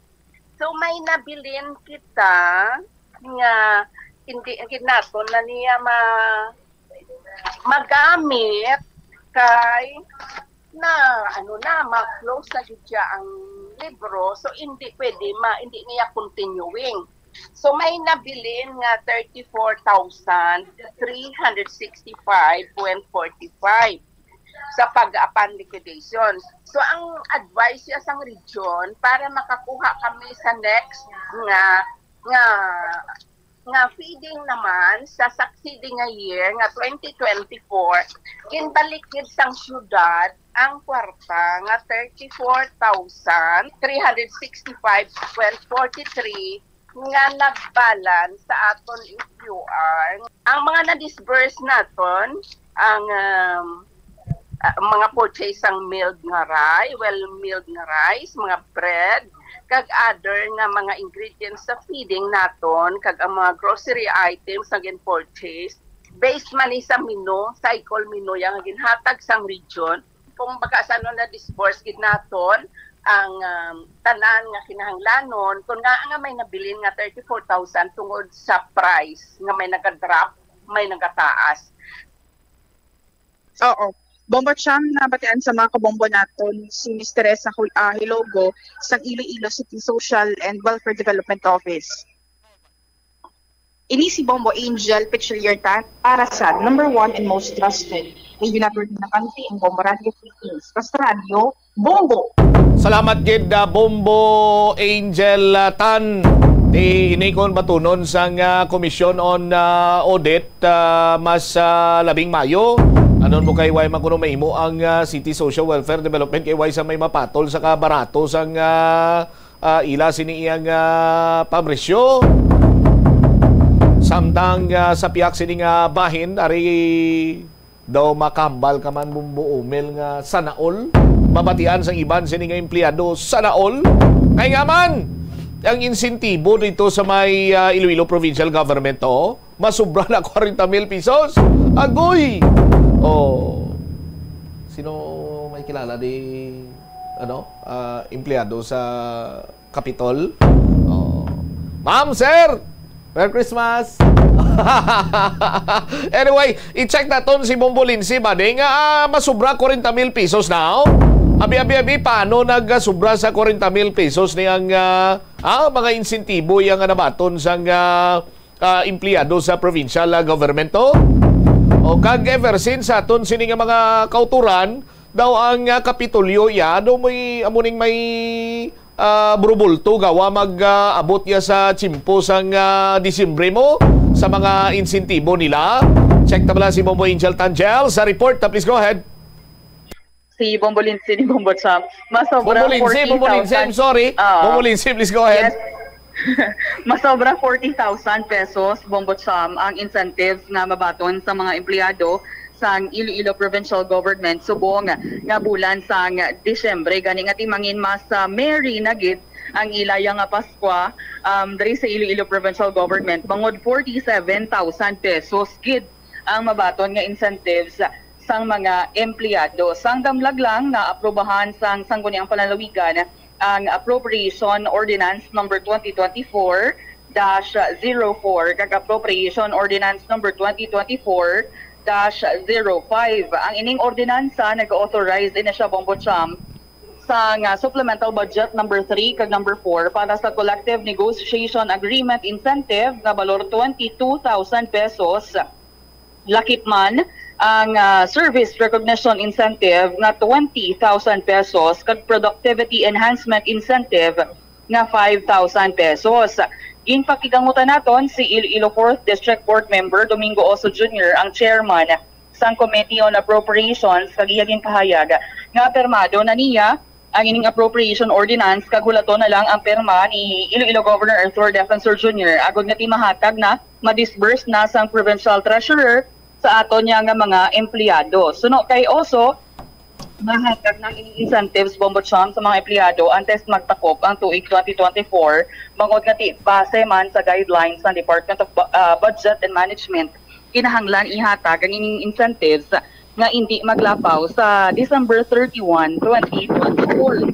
Base naman sa naging pahayag sa Association of Iloilo Provincial Government Employees, 15,000 pesos lang kuntani ang ilang collective negotiation incentive or collective negotiation agreement incentive nga mabaton sa mga employees pati naghimo ni isang position paper ang mga employees halin sa Representative Pedro Memorial Hospital sa Gimbal nga nagahingyo sa dugang nga pondo. So bangod sa naging pakigangutan ni Governor Toto ang Department of Budget and Management kag ginpaboran sa ahensya ang request sa mga empleyado rason nga gindugangan ang 15,000 pesos sa 7,000 pesos na tinangin 22,000 pesos para sa ilang collective negotiation agreement incentive. Tinaybaluan ang ining makabaton sa kabugpusan nga 47,000 pesos incentives, Bombo Cham, amo ang mga regular, casual, contractual, appointive kag elective officials sang Iloilo Provincial Government. Ang mga job hires kag contract of service workers naman magabaton ina sila sa gratuity pay, pero hindi pa may baluan kung pila ang amount based ina siya sa guidelines man sang DBM. Yari bala aton pamatian na nanging pahayag ni 4th District Board Member Domingo Oso Jr. Ang portion sini amo ining aton nga incentive collective negotiation agreement para sa mga empleyados naton that they will be receiving a collective negotiation agreement of 22,000 pesos. Pero diri sa supplemental budget number 3, ang na-allocate diri is 15,000. No? Of course, ang iban sini, mga programs and projects naton para sa aton nga mga social services, kag ang portion sini sa local economic enterprise naton nga ginmention ko kaina, this is the amount intended for the operation of the different district hospitals and one provincial hospital in the province, no? So again, ang portion sini is the collective negotiation agreement comprising the amount of 15,000 pesos per employee. Pero ang total nga sa NA na makuha sa aton yung mga empleyado is around 22,000, no? So ang portion niya 7,000 was included in the second supplemental budget number 4. Appropriation, this is supplemental budget number 4. Okay? Now, ining supplemental budget number 4, the supplemental budget is around 46,294,000 pesos for the general fund and 20,02,538 pesos and 68 centavos for the local economic enterprise. Now, ang portion sining supplemental budget number 4 naton as mentioned, nadala diri ang additional nga CNA naton, collective negotiation agreement para sa mga empleyado nga 7,000 kay ang total nila nga CNA is 22,000 and another incentive of 20,000 per employee. Amo nang ginatawag nga SRI, Service Recognition Incentive. Di modo sa subong supplemental appropriation naton nga duha, 3 and 4, ang aton nga walabot sang 13-month nila, ti ang mga empleyado naton maka-receive sang 22,000 nga collective negotiation agreement and 15,000 nga service recognition incentive. Kag sa supplemental budget number 4, ang dako-dako sining amount ara sa local economic enterprise naton sa mga empleyado naton sa mga nagkalalain nga district hospitals. Amo man ini ang mga CNA kag service recognition incentive nga makuha sang mga district hospital employees naton. Saan na board? O once mapirmahan, napirmahan ko na gani ang appropriation ordinance. So it is now, I think, with the governor kung may available time siya, mapirmahan niya. So once approved, this will be disbursed by the provincial treasurer. No? Siguro basic before the end of the year, ara naman ang mga incentives sa mga empleyado naton. So far, collective negotiation agreement incentive, palang board gag SRI. SRI, Service Recognition Incentive. 20 board or 20K. 20,000. Tapos ang isa 22. 22. So, 42,000 din naman 42. Sabi ko, 45 bumbulinsi, ang CNA 22, ang SRI 23. 22,000 Bombotsam ang CNA, 20,000 for the SRI, tapos may 5,000 pagid nga productivity enhancement incentive. Ay, agoy, dahil lang sumahon ko na, dahil lang 22, 20, tapos ang isa pagid, ano pagid to? 5,000 nga performance enhancement incentive. PEI? Oo. Wow, ti 40 City? No, 47,000. Why pa daga nila but ang gratuity pay kay wala pa nila mabalaan kung saan na masulod. Ang gratuity pay, di ba? Dalaman na ang mga regular employees? Dalaman, pati mga job hires kag contract of service workers, Bombotsam. Grabe ba? Oh. Actually mo muli sa mundamo kuya sang ano mo mga close friend ged sa Capitol? Oo. Damo. Damo ko na iya sila na amigo ya mga friends ya. Oo, ang bal ni Gov Toto, bago lang lamang na permahan niya na. Ano permahan na ni Gov? Oo, so i-release na lang git, Bombotsam, nila incentive. Sa mga very close friend ko da sa Capitol, Merry Christmas kin sa inyo. Amo gani, kada ko git sang nila nga incentive sa buong. Way pa nalabot ang 13th month pay nila. Mo, ang 13th month pay, di ba isa mo na ka bulan nga sweldo? Oo. Ti butang tabi magsweldo lang ang isa ka regular employee. Magsweldo lang siya 25. 45 plus 25 70. Wow. Hi friend. Grabe. Bugaitan gid Kapitolyo Lins, no? Oo, amo gani ka takugit ang ilang mga incentives mo ba sa, especially kung regular employee ka. Oo. Grabe gidyang ilang bonus. Mga sobra sobra 2,000 panding mga empleyado Bombotsam sang Capitol, mga regular and contractual Bombotsam. Ay hindi lang magkasubo ang sa babahin sa aton nga mga job hires kag contract of service workers kay makabaton man sila sa gratuity pay. However, nahulat pa ang guidelines sa Department of Budget and Management.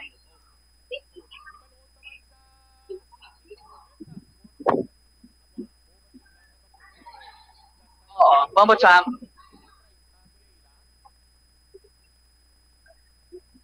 Ah, 30,000?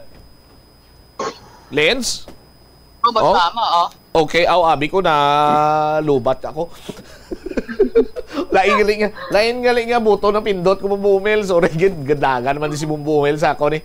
Anyway, dapat sa mga empleyado sa Kapitolyo Provincial, gamiton man nila sa insakto ang nasambit sining mabaton sini nila nga mga insentibo kay pinangabudlayan man nila, gintrabahuhan man sini nila, gamiton man nila sa insakto, bumbulins kag kondo medyo may sulosobra, i-share man nila, no? Hilabi pa sa mga kabumbo naton nga mas labi nagakinanglan bala sini nga tion sang Pasko bumbulinsi.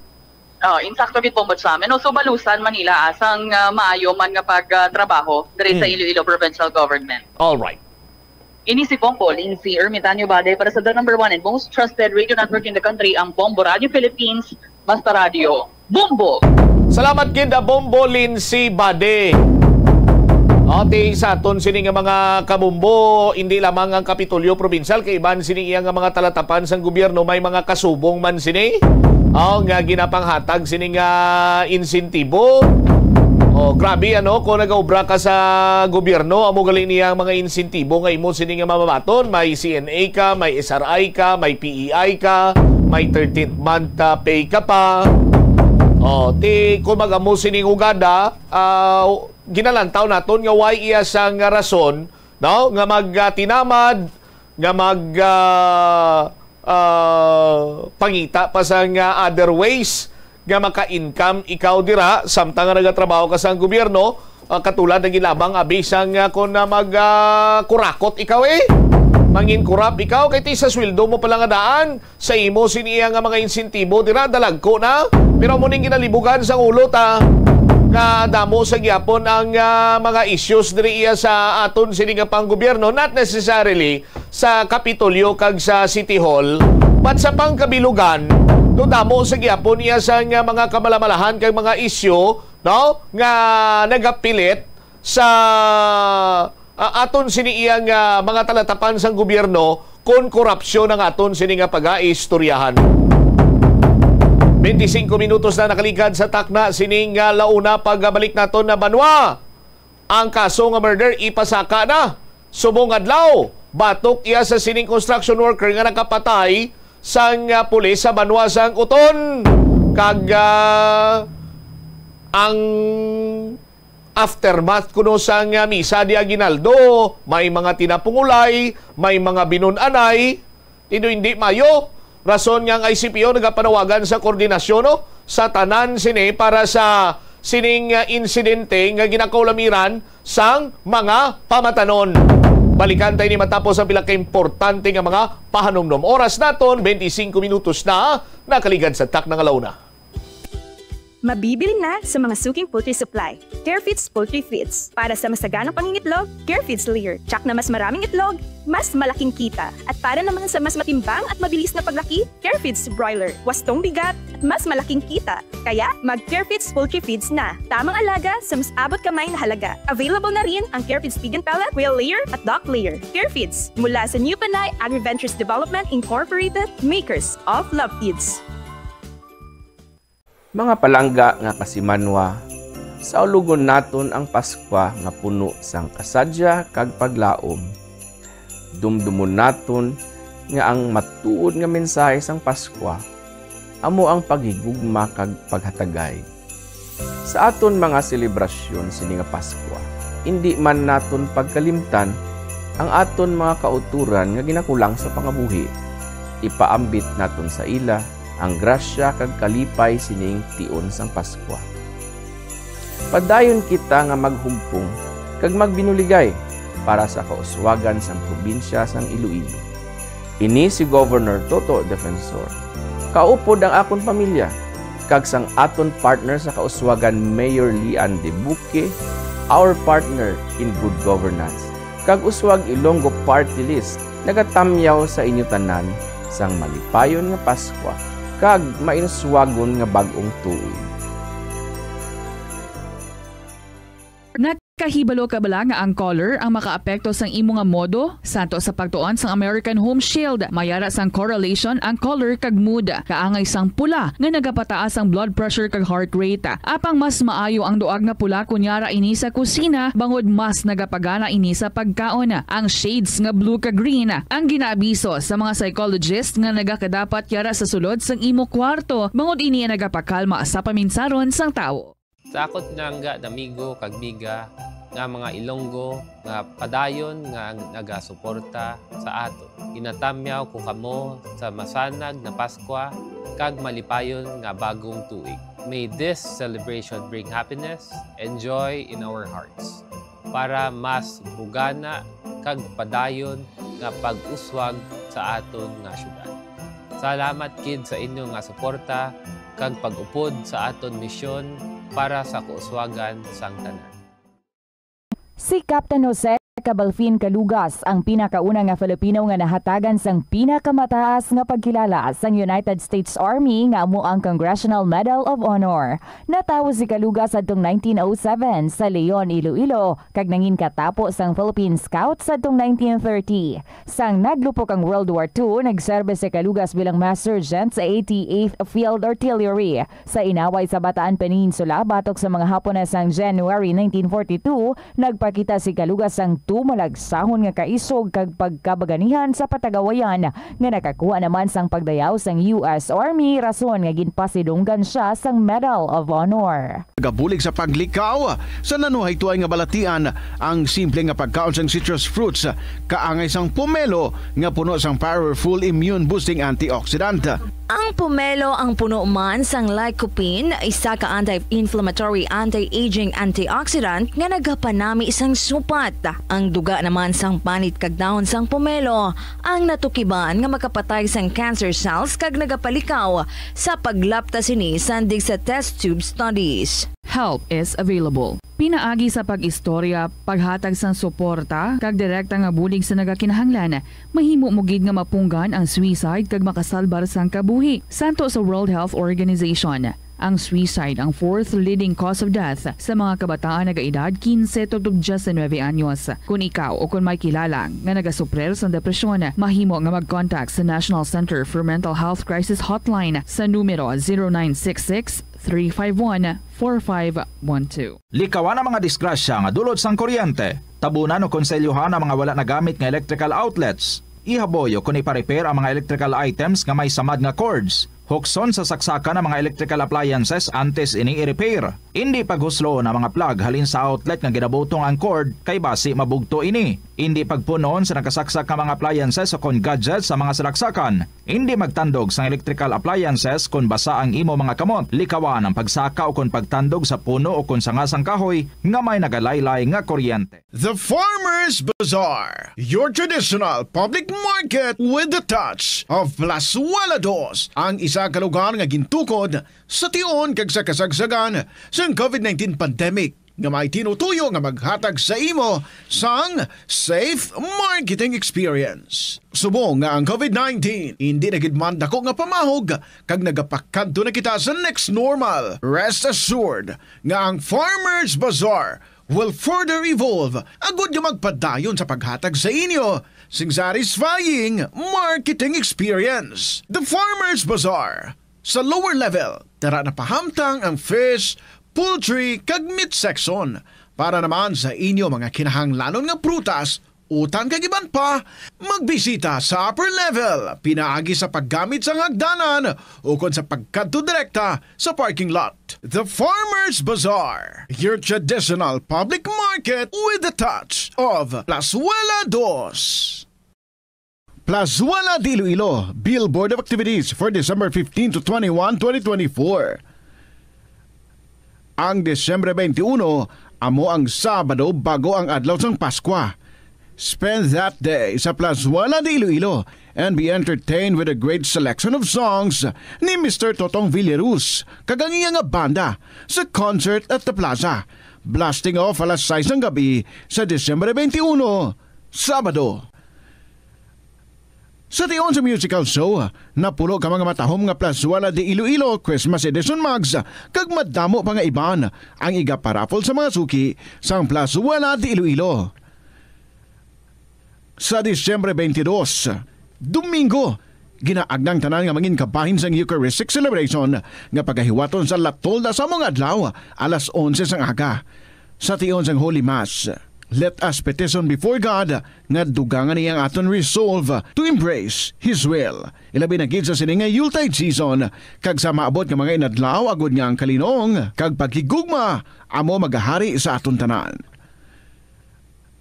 Sa Disyembre 25, ang tanan ginaagda nga magtambong sa misa nga pagahiwaton sa Latolda umpisa alas 11 sang aga to celebrate and honor the birth of Jesus Christ, the light and the Savior of mankind. Plazuela de Iloilo, we remain to be one with you in a common hope for a better community in a progressive country in 2024. Siling nila ang pagpanigarilyo nagapaitom sang bibig. Pero hambal mo naman, wala mo na ako nagapanigarilyo pero nga ay itom gihapon ang lips ko haw. Yari ang sabat sa eksperto. Suno kay Dr. Jean Marquez, isa ka dermatologist, ang dark lips mahimo nga tugas ang maisog nga habon nga ginagamit sa guya. Nagpanugyan ang doktor nga magamit sang mild soap kag lip balm nga may moisturizer kag sunscreen. Agod protektahan ang bibig kag malikawan ang discoloration. Yari ang mga importante kag praktikal nga mga pamaagi agud makakinot sang tubig. Sa kusina, magamit sang yahong ukon labador sa paghugas sang mga ulutanon ukon prutas. Magdesignar sang baso ukon water bottle agud gamiton sa bilog nga adlaw agud indi magsigi panghugas sini kada matapos ang pag-inom. Kung aksidente nga may nahulog nga ice o kunyelo, hindi ini pag-ihaboy. Sa baylo, ibutang ini sa mga masitera sang tanom. Kung may bilin man nga yelo o kung tubig sa baso nga ginimnan, tipunon ana ini sa balde, agud ibunyag sa mga tanom antes hugasan. Ang Ilonggo nga si Eugenio Eugene Torre amo ang unang nga Filipino nga nakaangkon sang titulo nga chess grandmaster matapos siya ang nagdaog sang silver medal sa ginhiwat nga 21st Chess Olympiad sa Nice, France sang 1974. Sang 1976 sa isa ka chess tournament sa Manila, naghimo pagid sang maragtas si Torre bilang una nga nakaluto sa sadtuanay world champion nga si Anatoly Karpov sang Russia. Si Torre ang nangin malapit man nga abyan sang American chess grandmaster nga si Bobby Fischer. Natawo si Torre sa Iloilo City sadtong November 4, 1951. Halos hindi na maisip ang mga medalya nga nahakot ni Torre para sa Pilipinas halin sa magkatuhay nga mga chess tournaments nga iya nadagaan sa magkatuhay nga bahin sang kalibutan. Sang 2021 nalakip si Torre sa World Chess Hall of Fame. Paano ba lang makalikaw sa aksidente sa dalan? Yari mga tips nga dapat tandaan sa tion nga nagamaneho. Una, likawan ang masaming nga pagsaylo sang linya. Ang swerving o kung pagsaylo sang lane sa isa ka delikado nga maneuver nga masamig ginatunaan sang bunggo anay. Kung himuon ini, siguraduhon nga may bastante ang oras kag espasyo. Ikaduha, i-check ang blind spots. I-check ang mirrors kung clear ang alagyan. Magbalikid o kung maglantaw sa nagaagi sa ibang nga anggulo, agud makasigurado nga maathag ang alagyan. Ang responsable nga driver ang masaming nga handa sa anuman nga aksidente. Kabahin na sang pagkaresponsable ang pagkuha sa nga insurance agud masigurado nga may peace of mind sa dalan. Ini nga pahanumdom ang ginadulong sa imo sang the #1 and most trusted radio network in the country, Bombo Radio Philippines. Basta Radio! Bombo! Tanan kita mayara sang mabulig agud pakibatuan ang climate change. Magamit sang bag nga pwede magamit sang liwat-liwat agud mabuhinan ang plastic bag nga ginahaboy. Bangod ini nagatugas ang greenhouse gases. Ikaduha, hindi masumi magamit sang computer. Kung 4 ka oras lamang sa isa ka adlaw ang imo nga paggamit sang computer, makabuhing ka na sang carbon dioxide emission nga 83%. Bomboradyo Iloilo, Philippine Standard Time, 36 minutos na nakaligad sa takna siningalaw na balik diri sa pagpangalagad sa bomboan ay sa udto anti sa mga dalakuan mga balita. May good news kita. Special draw winner sa 1 to Panalo Part 23 promo. 1, 2, Panalo!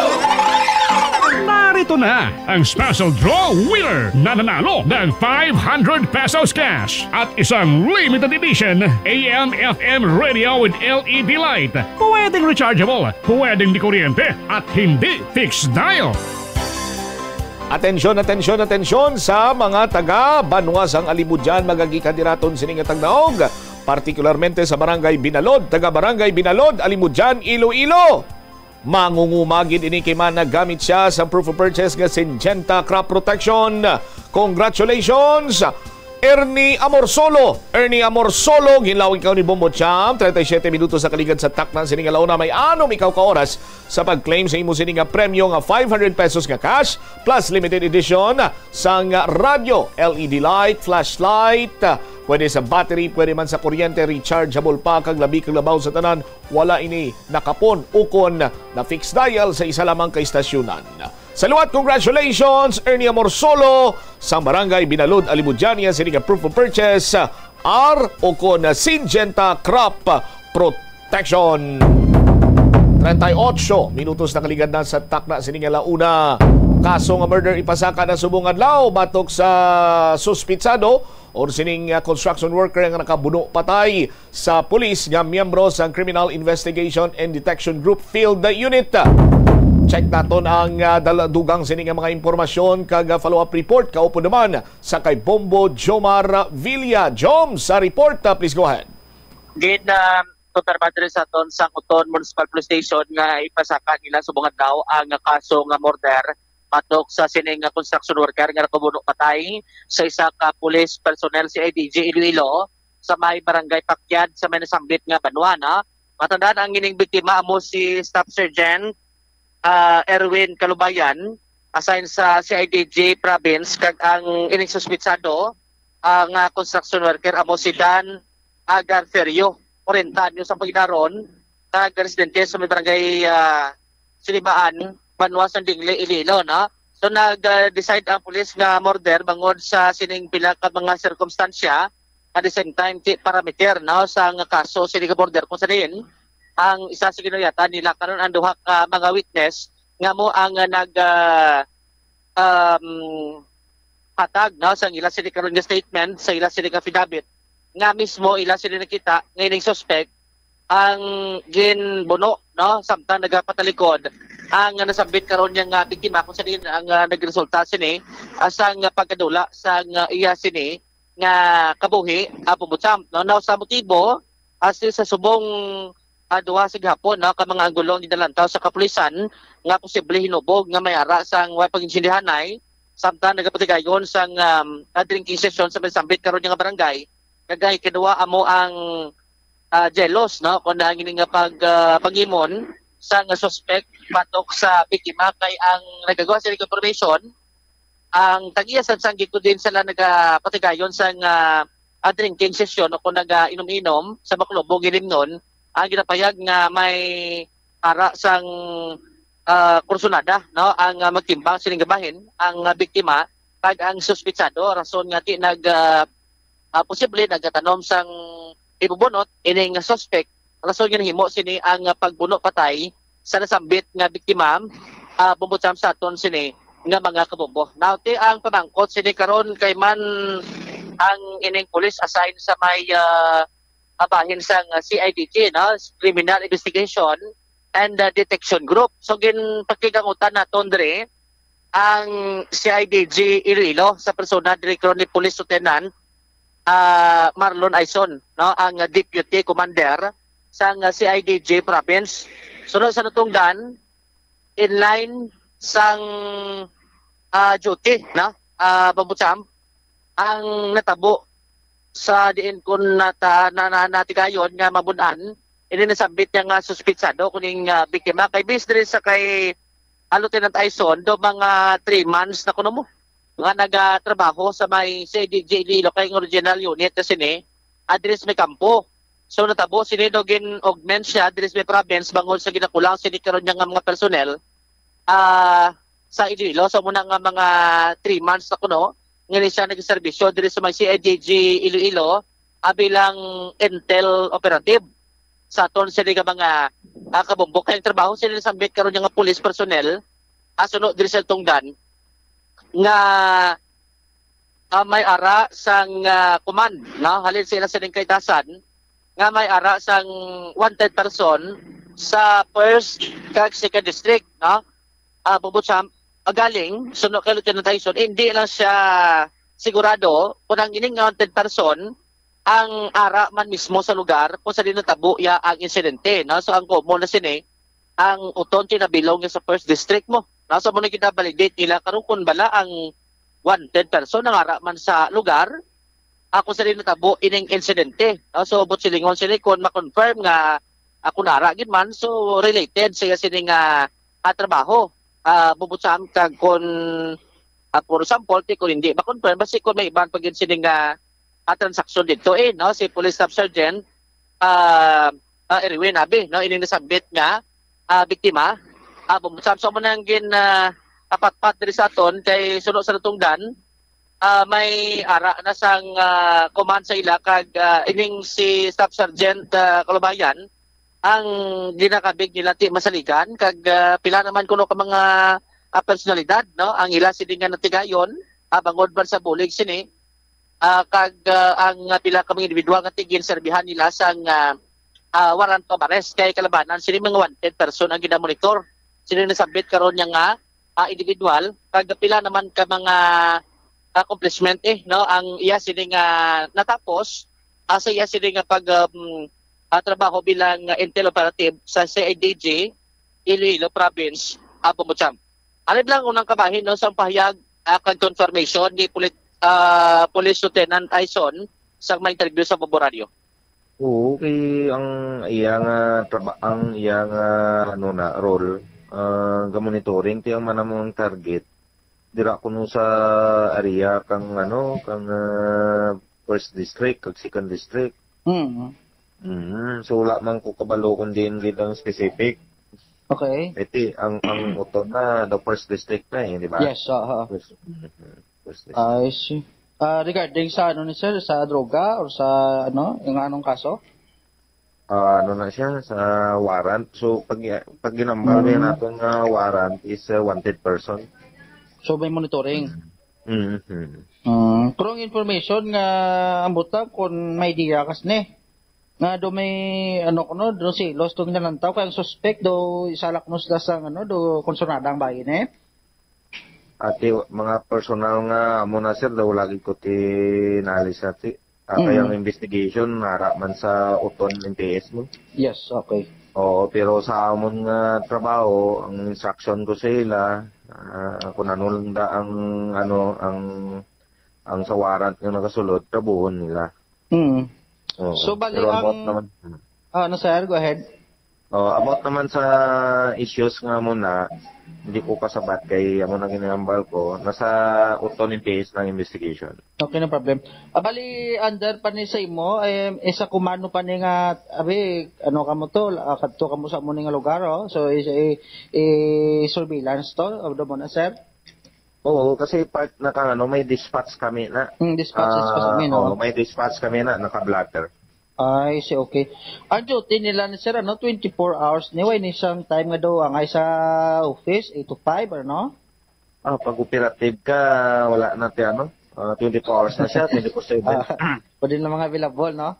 Okay, hindi ka man pwede nga 5 to 8 lang ang 8 to 5 lang kay ang case build up, monitoring, mag-surveillance ka, wala man na sa oras. So Butsulingon napatay sa inline sa yasin ng duty.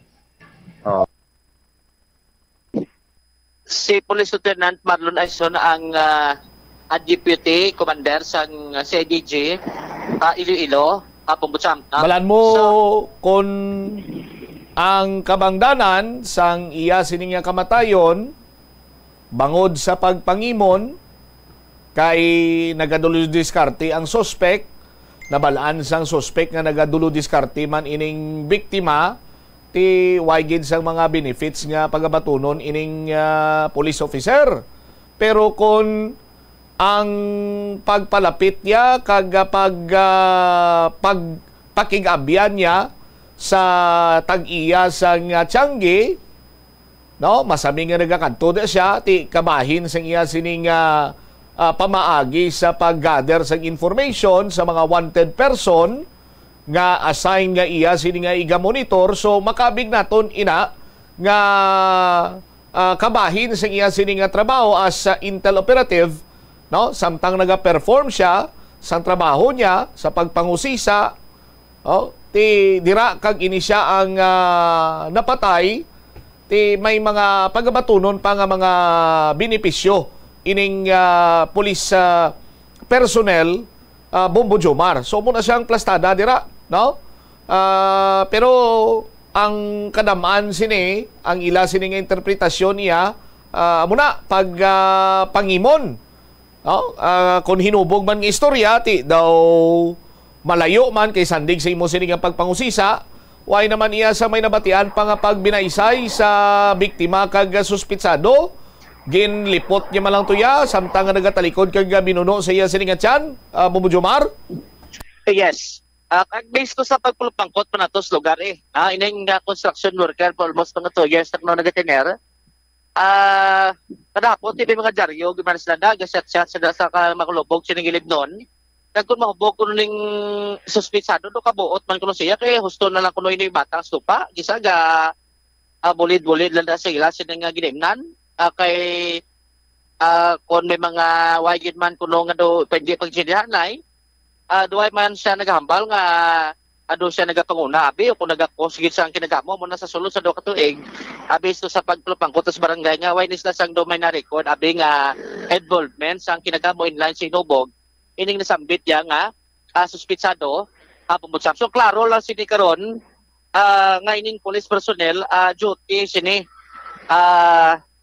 at the time sa natabo, pero ang hindi pa klaro kung bala ang subject ara man sa lugar nga ginamonitor sila nasambit karon nga police personnel o kon may iban pagid sila nga transaksyon dito sa nasambit niya nga area kay ang command sa ila first kag second district kung sa diyang Banway sa Kuton na belong sa second district Pumbutsam. Sa duga sila no na pakigangutan first district ang uton, first district. First district ang uton. First district. Ano ba kung second? I-correcta ka bala kung Chuck Tombal mo? Di ba?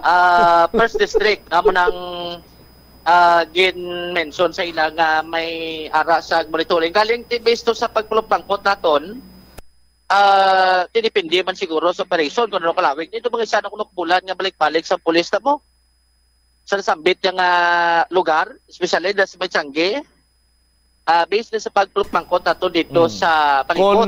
Kung intertinaron mo, Bombo Jomar, ang anggulo nga pagpangimon, sa imo sini nga ginadiga nga mga natipon mo nga impormasyon, makahambal ako nga pagpangimon, ginman nga, suno sa impormasyon, nga imo sini natipon, duwa na katuig, nga nagatrabaho dira as construction worker ang suspect. Tikon lang tawon, tanga mo sina nga plastada, laban-laban mga duwa na ni siya katuig nga nagapanguluyag. Now, here comes ang intel operative.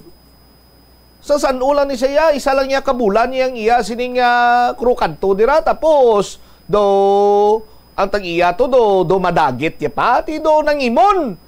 Ining construction na ni siya man, tinuig na niya nga diskarte ko. Tapos, subong niya nga, isa lang niya kabulan, do dagiton niya na ning krusnada ko. Ti abo to Why na damo pang gamo ari mo ay balik-balik kani sunod gadlaw bla kay may ara kagid sang chimpo sa kon.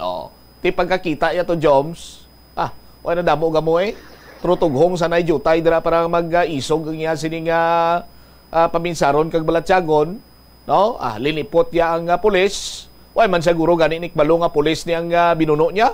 Kag didto natabo na ang nasambit sining karon nga krimen. Bombo Jomar. Tiyan ng mga posibilidades, no? Angay na blangat, grabe ito baka-baka mo, init ginasuray, ulan, ginaantos. para may sweldo ngayon baka na cross ang basta kung kinanglanon man kiti sa duak tuig na nakasupot-supot man siguro. Amo na balang hambalanon bala Joms nga ako ang nagsabog. Ako ang nagtanom. Ako ang nagbayo. Ako ang nagtigang. Ako ang nagbakit. Iba niyo nagkaon. Bombo Jomar.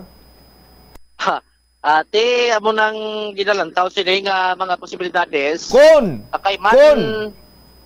amo na ang rason kag kun amo na nga ang gulo ang aton sini nga sundan. Kung may other angle pa sa nasiling ko na si police officer siguro naga-perform sa iya sini nga duty as intel officer. So kung intel officer ka dapat nagagather ka sang information na mo. So hindi ka man kagather sang information kung hindi nimo makuha ang salig sa iban sini nga tao. So that's why dapat magpakig-abyan ikaw.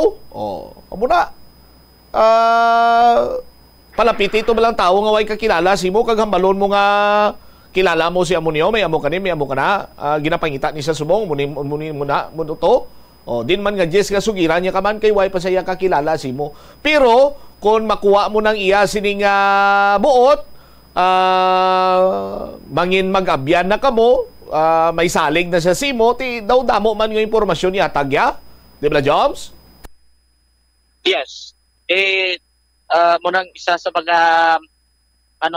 sa ginahimo sila dapat kiti kabalo sa magpakigbagay pumutsam sa mga personalidad ina ko din line yun man sa iya sila nga duty ang natabo sila kag mismo sa suspitsado ako ng tawon ti do may tuyo gid sang patyon may do may dako gid silang kakig ang suspect batok diri karon sa sambit nga biktima pumutsam lakip lang sang pahayag diri ni Lieutenant Tyson nga dako nga ako dulaan sanay karon sang PNP CIDG ning sabit karon yang personnel sa police personnel nagidulaan sang kaboy si Lieutenant Tyson sa liwat sa interview sa Bombo Radio. Nakaupot ko ni siya for 3 months. Maayo ni siya nga pagka-police. Kung ano ang imo nga ginasugo siya, mga positive siyang feedback siya sa sa amon kag wala man ako tinabatian ng mga negative sa iya nga side. Hindi apda ni matandos ni siya. Siya kita permi ang naga-volunteer nga mag arresting. So damo niyang iyang mga court appearance. So kanugon siya kay asset sang sa IDG labi na git sa Regional Special Operation Team. Okay, so, updanay ka mo sa din nga sa din nga site ni? Dire sa sa Iloilo Province sa IDG. Oo. So bali anong posisyon niya sir ni Subsergeant Kalubayan? Amo na ang intel operatives. So amo na ang obra niya, siya na ang obra mag-case build up. Magpunito kami mga warrant ang tao. So, amo nang iyang trabaho. So, mabudlay ang iyang part. So, ginasacrifice ang iyang kabuhi. Yes. Sabi na din kung may mga wanted person nga mga murder case. So, amo nang mga delikado. So, busilingon do masaligan gid sagli. Masaligan na siya. Wala gid ako na baton nga negative na siya. So, nanukunan gani ako kay nadulaan kami isang isa ka matandos nga operatiba. Anong last nyo nga of the night, sir? Sinilang semana naka-restorya ka siya? Storyanay ka mo? Oo, nag-istoryanay kami. Nag-ayo ganito sa akon nga kung pwede magbakasyon lang bisan duwa lang kadlaw kay gusto naman makaupot ang iyang mga kabataan.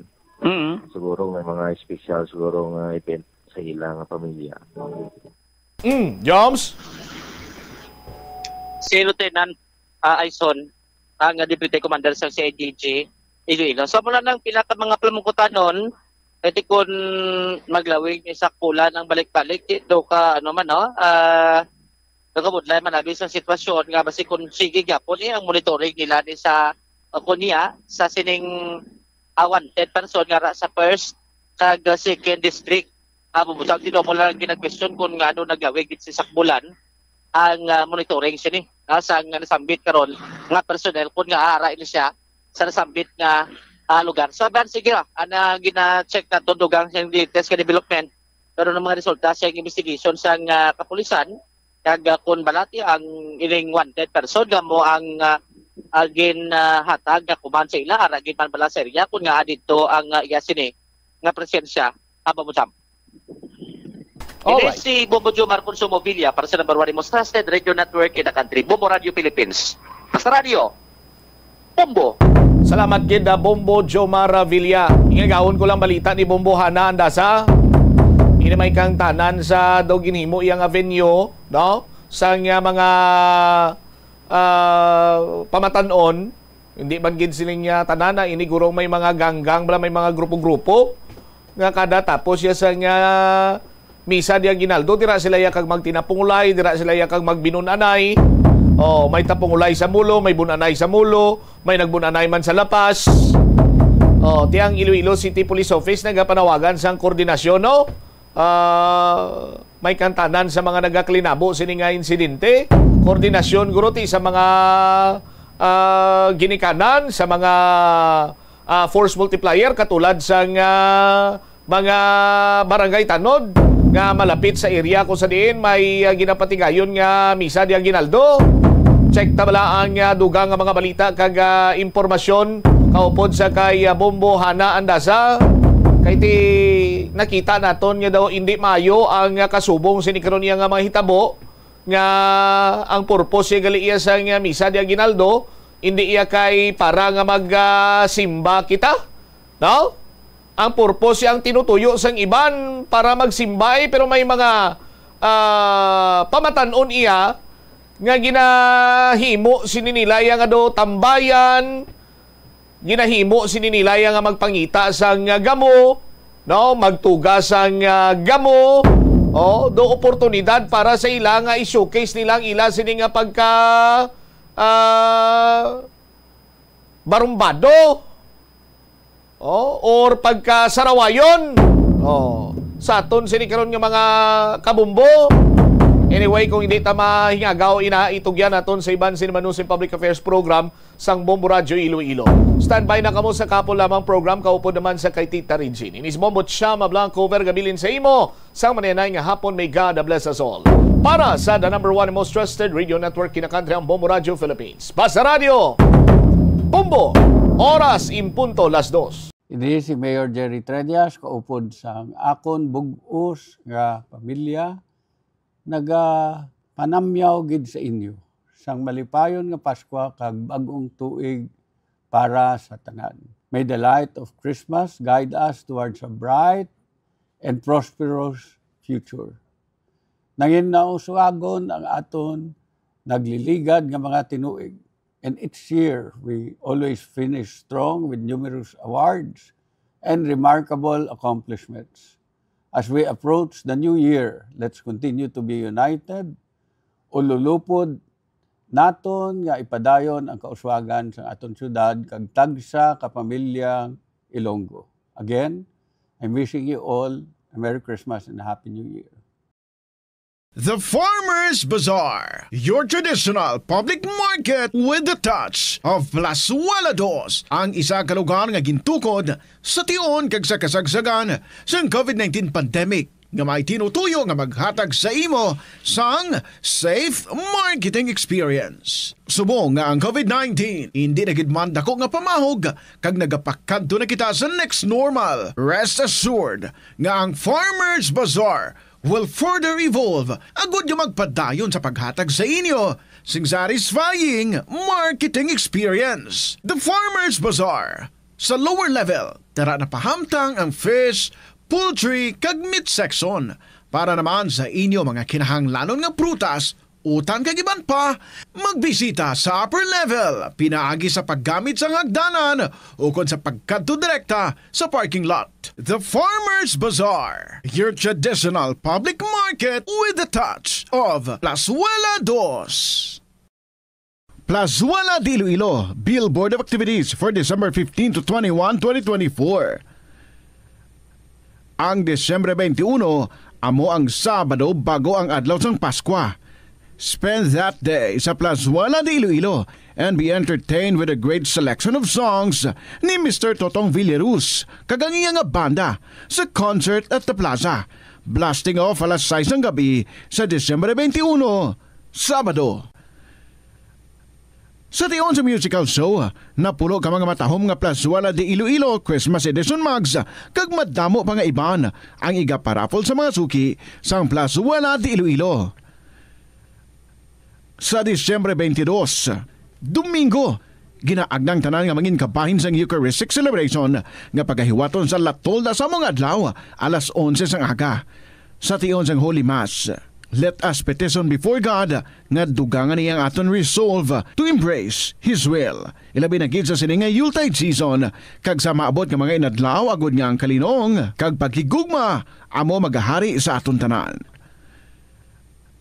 Sa Disyembre 25, ang tanan ginaagda nga magtambong sa misa nga pagahiwaton sa Latolda umpisa alas 11 sang aga to celebrate and honor the birth of Jesus Christ, the light and the Savior of mankind. Plazuela de Iloilo, we remain to be one with you in a common hope for a better community in a progressive country in 2024. May kilala ka bala nga mga bata nga mahilig sa video games? Nagausik bala ini sang inoras sa paghampang sang iya ginakaadikan nga games. Isa ka pagtuon sang American Academy of Pediatrics ang nagapahayag ngang sobra-sobra o kun inoras nga pagtiner sa paghampang sang video games ang makadulot sang depresyon, anxiety kag manubo nga grade sa eskwelahan. Sunod sa mga eksperto, halos 9% sa kada 3,000 ka mga elementary students sa kada pungsod ang makabig pathological o kun addict sa paghampang. Makabig nga pathological o kung addicted ang isa ka estudyante kung nagaapekto na ang paghampang sa iya nga pag-eskwela. Dugang pa sa among nga pagtuon, ang ka-addict sang isa ka bata makapabudlay sa iya sa pagkontrol sang iya impulse. Kaangot diri, ginpanugyan nga dapat hindi magsobra sa isa ka oras kada adlaw ang gastuhon sang isa ka elementary student sa paghampang, kag hindi naman magsobra sa 2 ka oras ang isa ka high school student.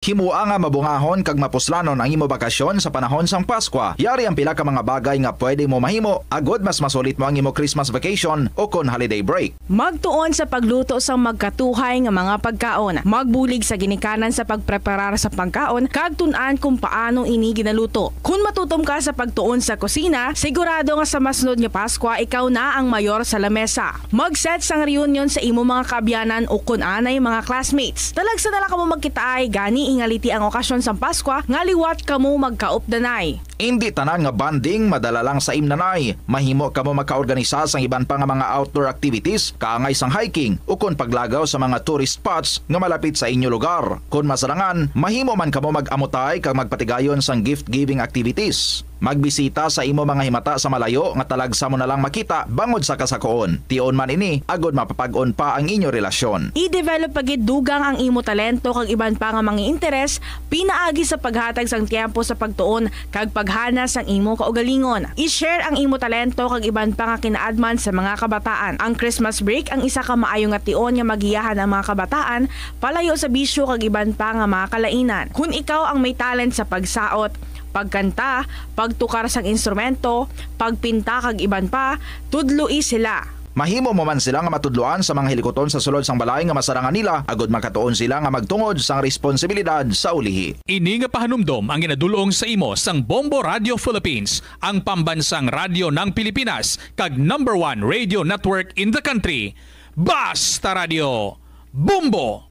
Ang pinakadumaan na nga international business organization sa Pilipinas, amo ang Iloilo International Chamber of Commerce nga gintukod sang Ilonggo nga si Don Esteban de la Rama sadtong 1924. Si de la Rama nagserbi nga general sang panahon sang Philippine Revolution kag nangin senador sang pungsod halin sang 1941 tubtob 1947. Sang 1923, gintukod ni de la Rama ang Panay Electric Company.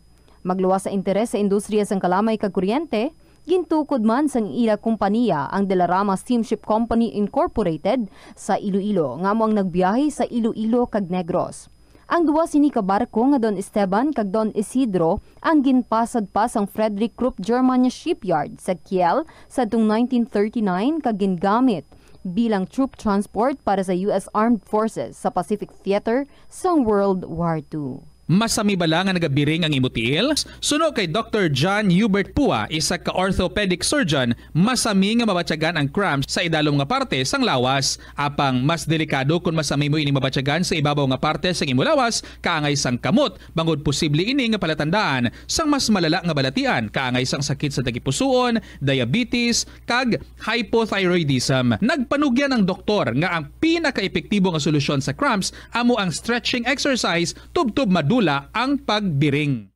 Sa sulod sang panimalay, gina-practice mo man bala ang good manners and right conduct, tanan nga miyembro sang pamilya ang nagakadapat nga respetuhon kag i-value, apang hindi lang mangin considerate sa family members kundi mangin sa mga bisita man sa balay. Ihatag ang atensyon mo sa mga miyembro sang pamilya nga nagahambal kag magsabat nga may respeto. Magamit sang pleased, thank you, excuse me, kag sorry. Nagahatag ini sang respectful kag kind atmosphere sa sulod sang balay. I-acknowledge ang efforts sang family members sa paghimos man ina sang pagkaon, pagpanglaba, ukon paghugas sang kinanan, ukon paghatag man sang emotional support. Mas maayo kag mamag-an pagid ang ulobrahon sa balay kung nagabuligay ang tanan. Kinahanglan nga may kontribusyon ang kada miyembro sang pamilya. Halungan ang imo mga gamit, ipabilin nga matinlo ang kwarto, ang banyo kag mangin organisado sa imo personal nga pagkabutang. Respetuhon ang privacy kag boundaries sang isa kag isa. Magpanuktok sa portahan antes magsulod sa kwarto sang iban. Hangpon nga kada miyembro sang pamilya ang nagakinahanglan naman sang oras sa ila kaugalingon para makarelax sa trabaho o kun personal moments. Kung mayara ikaw sang abyan o kun bisita nga makadto sa inyo balay, siguraduhon nga nakahibalo sila sang mga rules kaangay sa kung diin ibutang ang sapatos, diin mapungko o kun anuman nga mga polisiya nga ginasunod sang inyo pamilya. Maghatag sang oras nga ma-express ang imo love kag appreciation sa miyembro sang pamilya. Simple gestures kaangay sang pagsilinga, I love you, pagkupo kag pagkumusta ang makapamag-an sang balatsyago na sang imo nanay, tatay, ukon utod.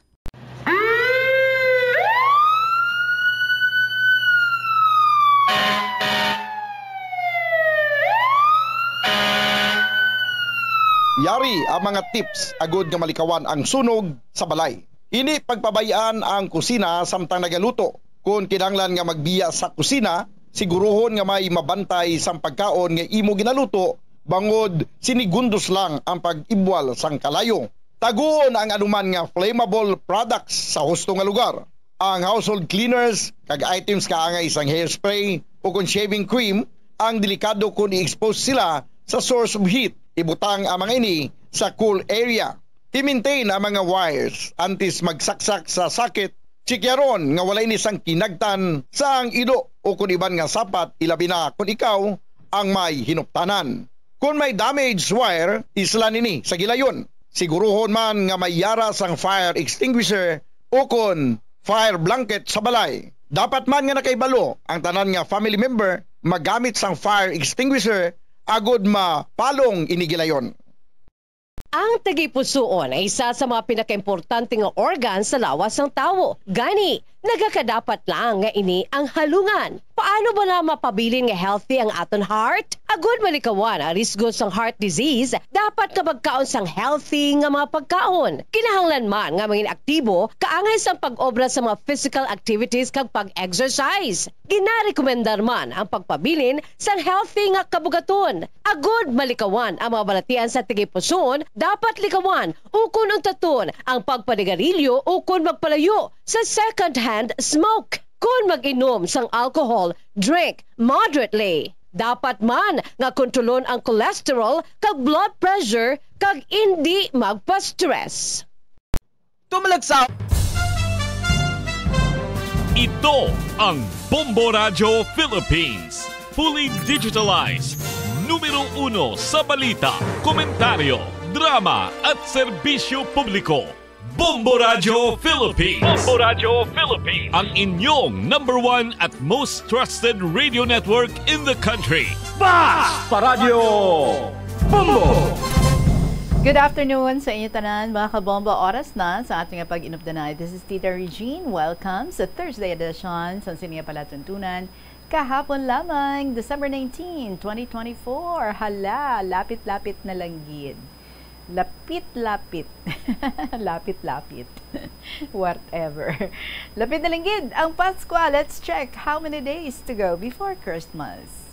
Christmas is a time for sharing, giving gifts for everyone. What matters now is this Christmas we share the love.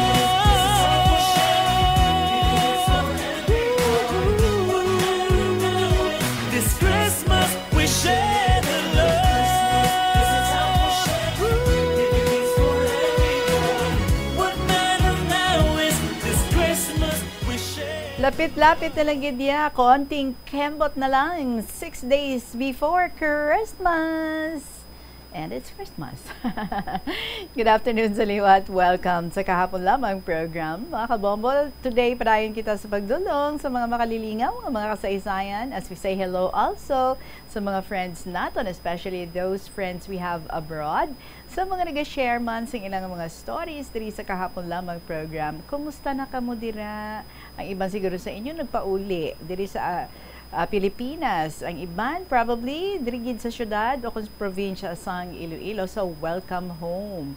And to those who left abroad, still working or still with their families, I hope you're also all doing good. Sa gihawt pon kita ang gaupdanay para diri sa ating ipagdulong sa inyo asang Kahapon Lamang program, and maybe you have your own stories to share with us too. So pwede nga ma-email sa bombo_iloilo@bomboradio.info or sa gihapon kamayin po natin and then ipadala sa Kahapon Lamang program, DYFM, Bombo Radio Iloilo, Sky City Tower, Mapa Street, Iloilo City. 13 minutes after 2 o'clock. Yan ang ating Christmas song for you, eksklusibo diri sa Bombo Radio Philippines from Elmar John Bolaño. May Pasko man sa gihapon. Good afternoon, this is Tita Regine. Welcome sa Kahapon Lamang program.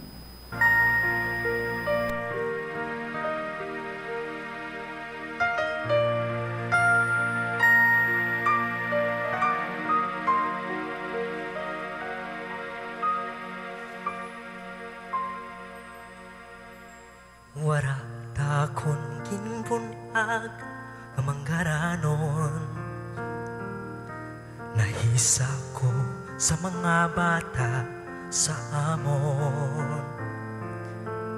Pagustusan da bisan ano, pangayuon kasubukay bigado tamon mo. Pero si tatay puwerte na kapisan kang paglaom wara na maduraan. Isa kadlaw tanan naglisensya sa sunod bulan mapaabron tanan. Tatay ko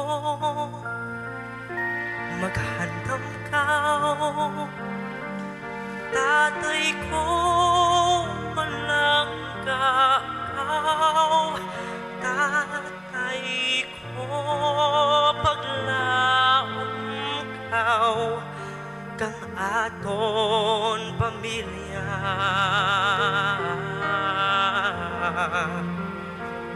Kapikaduhon tapuson ron, tatay ko paalam ron sa imong pagbalik pamilya ta. Masulhay na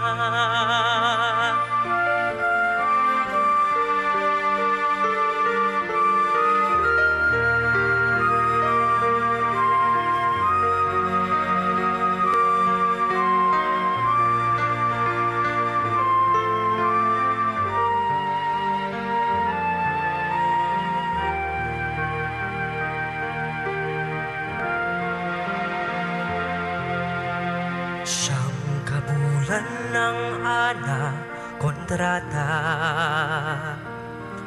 Siyam kabulan tanang nga madura, pero mapaskuan na tayo diin karon.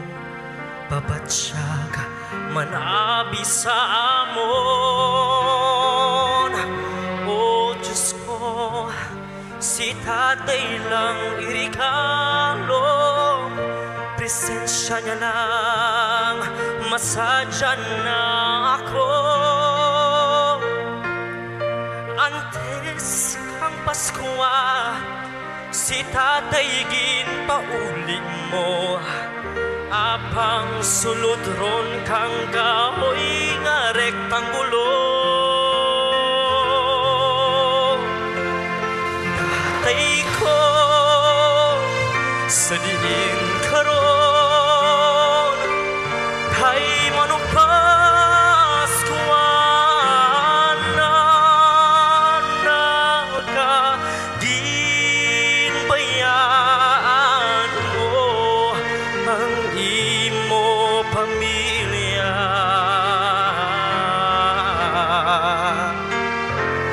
Naibisan pikado lang kita,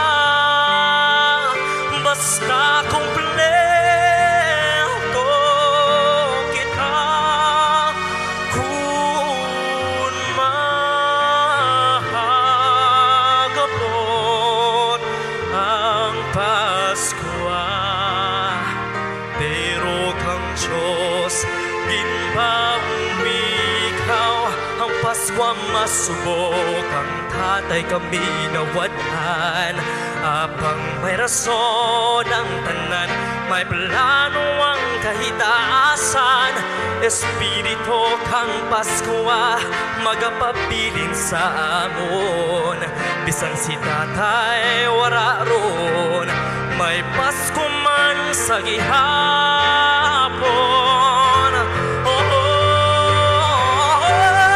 Tatay ko, sa diin karon, tay manugpas kuwan na nagkaginbayaan mo ang imo pamilya.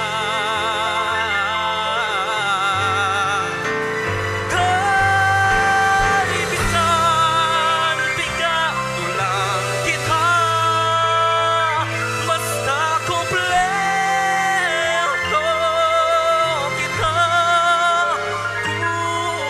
Kung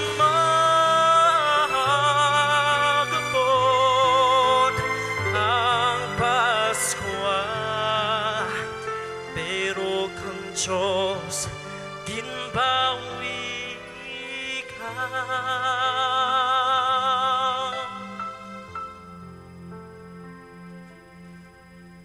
Kung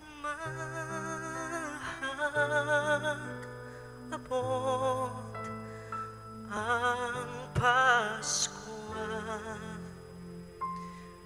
pero kang Diyos ginbawi ka.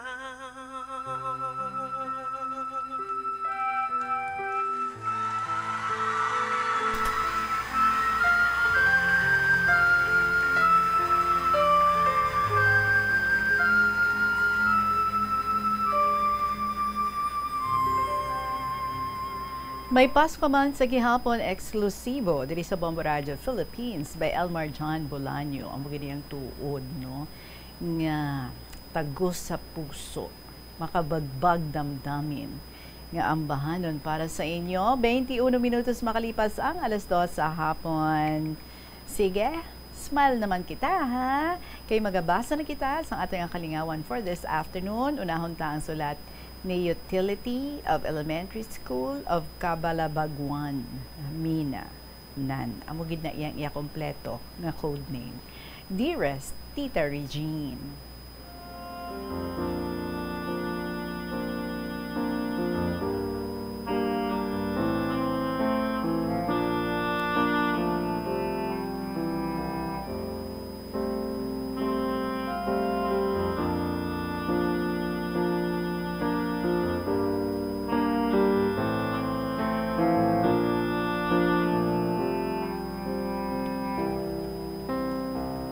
Una sa tanan, maayong hapon lang sa tanan nga tagpalamati isang Bombo Radyo Iloilo kag sa imo matahom nga programa. Tita Regine, antes ko ipadayon ang akong mga naagyan sa akong live-in partner nga si M. Devo. Advance Merry Christmas and Happy New Year sa inyo tanan nga mga tagpalamati sa sini nga programa kahapon lamang. Tita Regine, tawagan ako kay utility sa Elementary School of Cabalabaguan, Mina. Tita, sugod sang pag-abri klase, si M. Devo Gidmantani ang utility diri nga school. Galing kay daw mahina siya sa pagsulat, gani akon ngalan, ang ginpangalan ni Ma'am Principal. Ara ang cheque para magkuha ka sweldo. Ako ang gapirma. Pero Tita Regine, hindi isa amo sina ang akon idangop sa imong problema. Kung nga sa December 7, 2024, oy preska pa, last week lang, almost, correct, 2 weeks ago, nagwa na ako sa pagka-master ko sa kay M. Devo with 9 years namon nga relasyon, nga on and off, tungod ang pag-upod namon, hindi sige-sige. Tungod kung diri ako gaobra, dito ako, gani hindi ko gid si M. Devo masyado masubaybayan kung ano gid ang iya nga batasan. Tungod palangga ako siya, kag mas may edad ako sa iya, kag balo ako pagkilalahay namon ni M. Devo. Abi mo Tita Regine, tungod nga gusto ko gid maabot ang batasan ni M. Devo. Last May 2023, naguntat ako obras sa malayo, kundi diri na lang ako sa lugar nila sa Mina. So nagtener na ako diri tita sa lugar nila. Mga pila pa lang kabulan pundo ko. Amat-amat ko na nakilala ang tunay niya nga batasan. Gusto niya, hindi ko siya pagpamangkuton, kundi siya halin. Hindi ko na siya pagbantayan sa tanan niya nga hulag, kay gusto niya sa grupo ya, sa tambayan siya permi. Halinan niya balay, ni tubig wala, panggatong, para magtigaang wala kasang dakpon, para igatong. Balan mo tita, bisan wala ko obra nasa malayo, pay diri sa iya lugar, gaobra man ako. Adlaw-adlaw, gapauli lang ko pagkahapon. Pero last July 2, 2024, diri na ako nakafocus sa school sang Cabalabaguan. Gani, diri na ang umpisa nga daw wala na ako pahuway.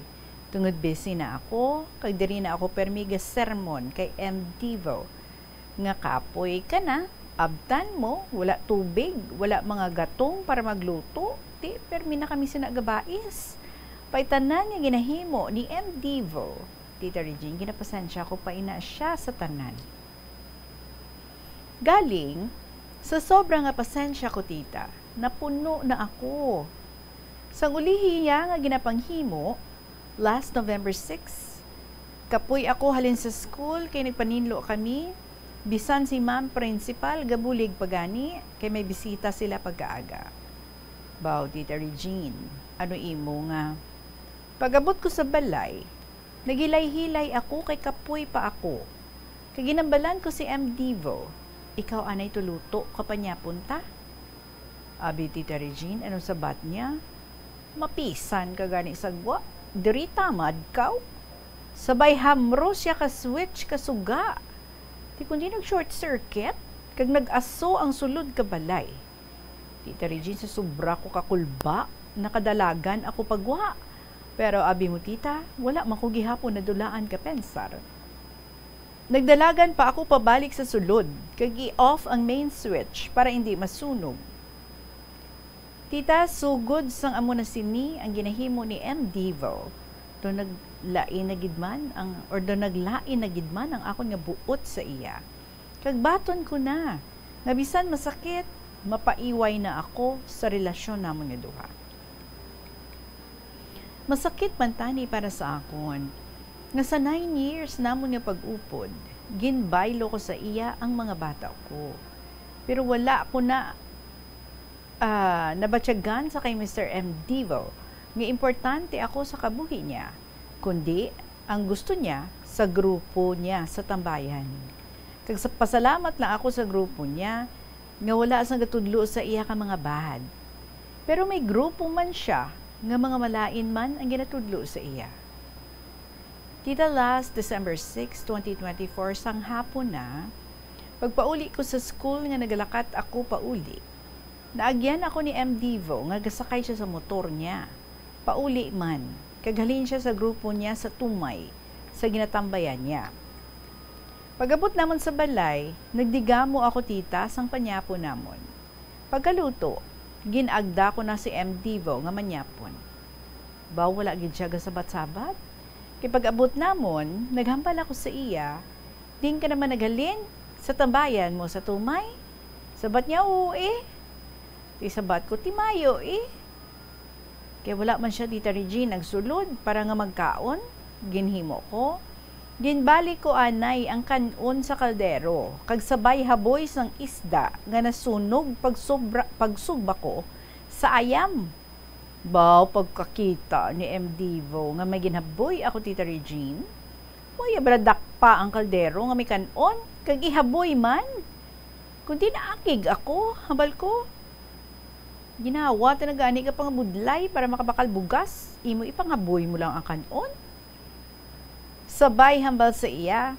Mayo gani kay may ginakanaan ka sa tambayan mo sa Tumay. Abi mo, Tita Regine, hasta lang mag-aga, wala ako magbugno kay M. Divo. December 7, Sabado, nag-obra man gihapon ako sa school. Kagahingagaw ko nga matinluan ang garden namon sa school kay may evaluation ang mga visitors sa mga tanom sa gulayan. Gani nang hilamon man gihapon ako. Mga 10 a.m., tita nagbalik ako sa balay para mamahaw kag amugid ni nga adlaw. Hindi ko malimtan.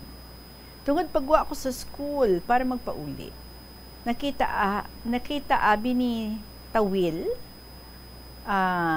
Nakita niya ako diri ni sa may kilid school ya balaya kag mga 82 years old na ini siya. Kag upod diyang isaya kaapo nga grade 12. Siling niya utility.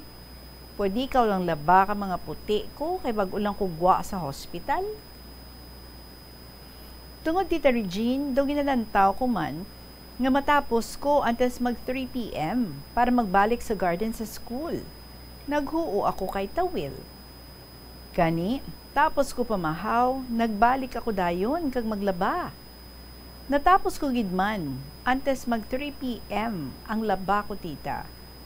Kag nakabalik man ako sa ginaobra namon nga garden sa school. Pagkahapon, pagpauli ko, ginbantayan ako ni Tawil. Nga kung gusto ko, need nila ang upod sa balay niya, kay bag-ulan siya sa nga time, nagwa sa hospital. Gani tita, naghuo ako sa iya. Kay ako, gusto ko man nga lapit na sa obra ko sa school.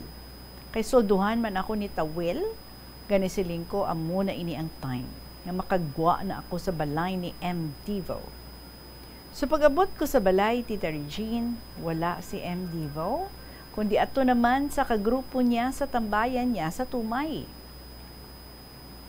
Tita, 9 p.m. Nagabot si M. Divo.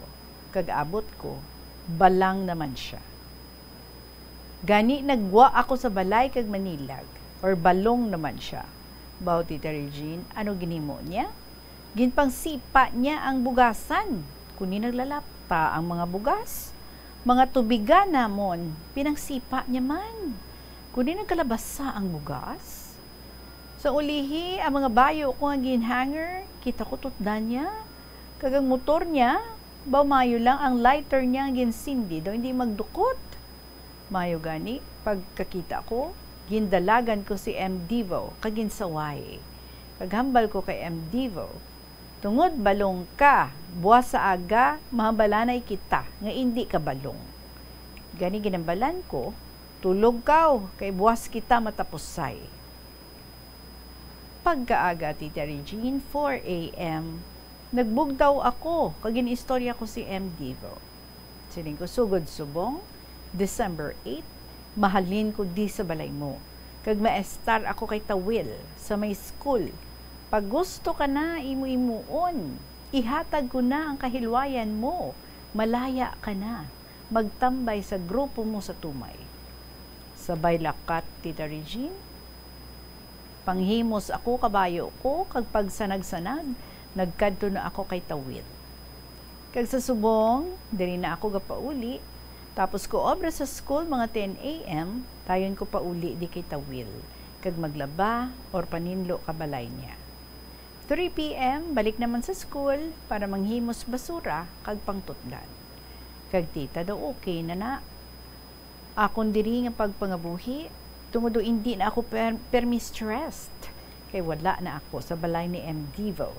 Kag blessed man ko sa tanan nga mga maestra diri sa elementary school sa Cabalabagwan, Mina.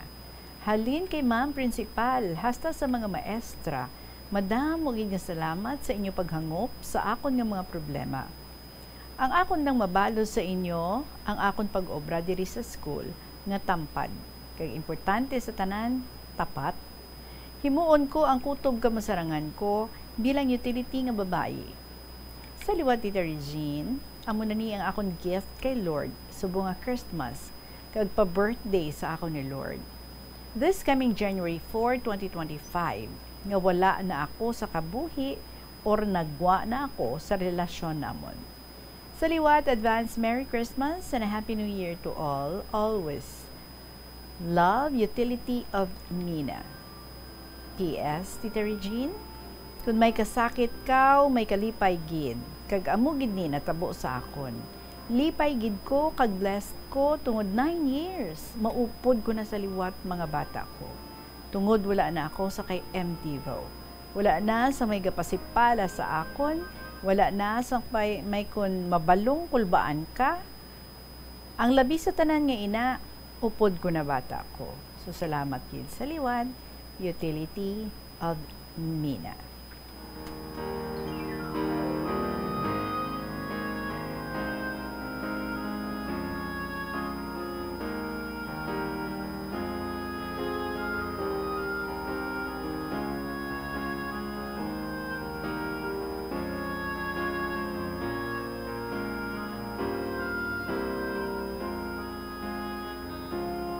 Grabe gali ang gin-sacrifice mo para lang kay M. Divo, ang imo gid tanan nga mga kabataan. So mas ginpili mo nga mag-upo dito sa iya, mag-estar ka dito sa iya, ginbilin mo ang imo nga mga anak.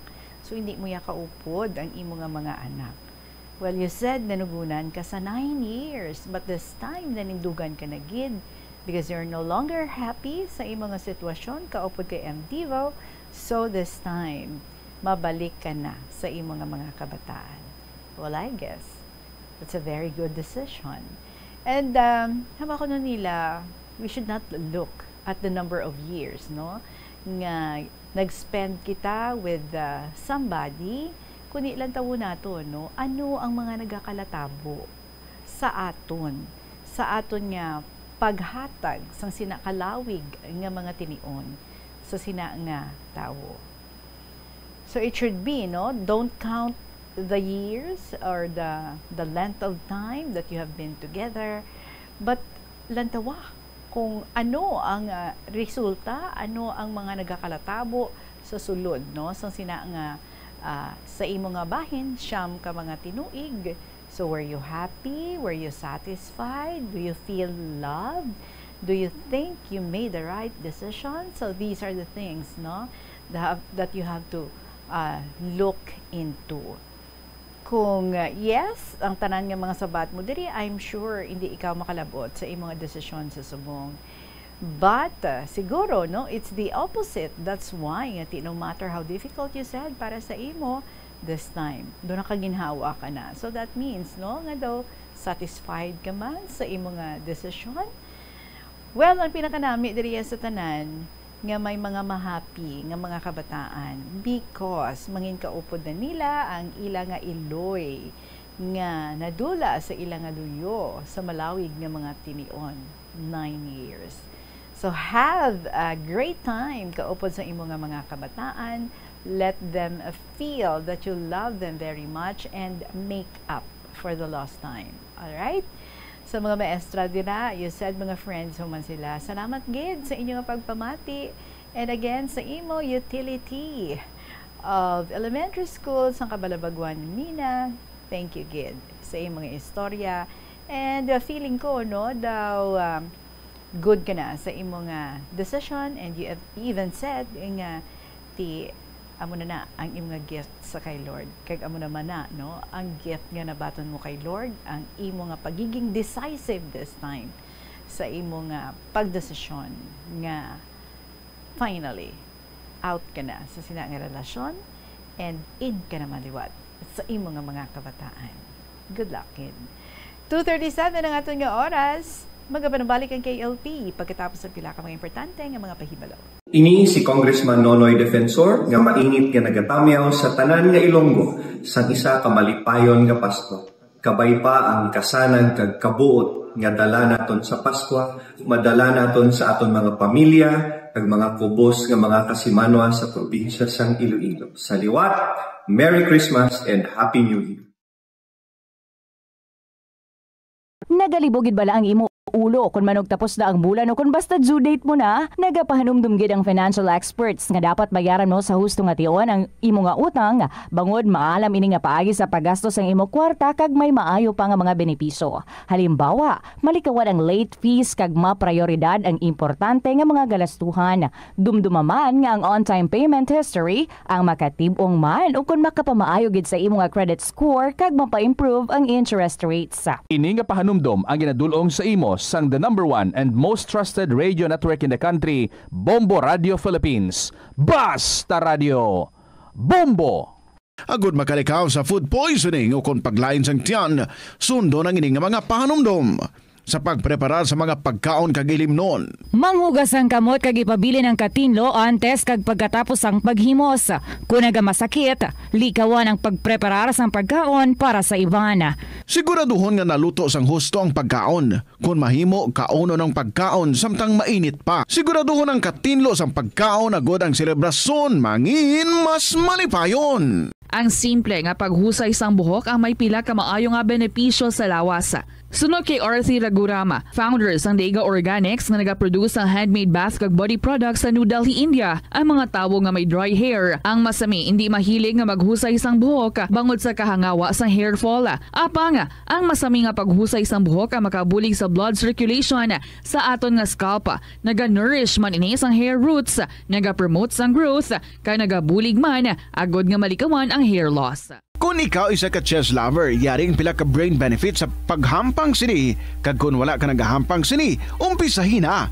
Sunod sa pagtuon ng paghampang sang chess makabulig likaw sa Alzheimer's disease. Bangod ang utok nagatrabaho kaangay sang muscle, nagakinahanglan ini sang exercise agud mangin healthy kag malikawan ang injury. Magluwas diri ang paghampang sang chess ang nagapa-improve man sang concentration, memory, creativity, kag problem solving skills kag napamatud-an man nga nagapaalam. Sa eskwelahan, ang pag-practice ang good manners and right conduct ang makabulig sa paghimo sang positive, respectful environment para sa pagtuon. Nagapakita ini sang pagtahod hindi lang sa mga manunudlo kundi mangin sa imo mga classmate kag sa school community.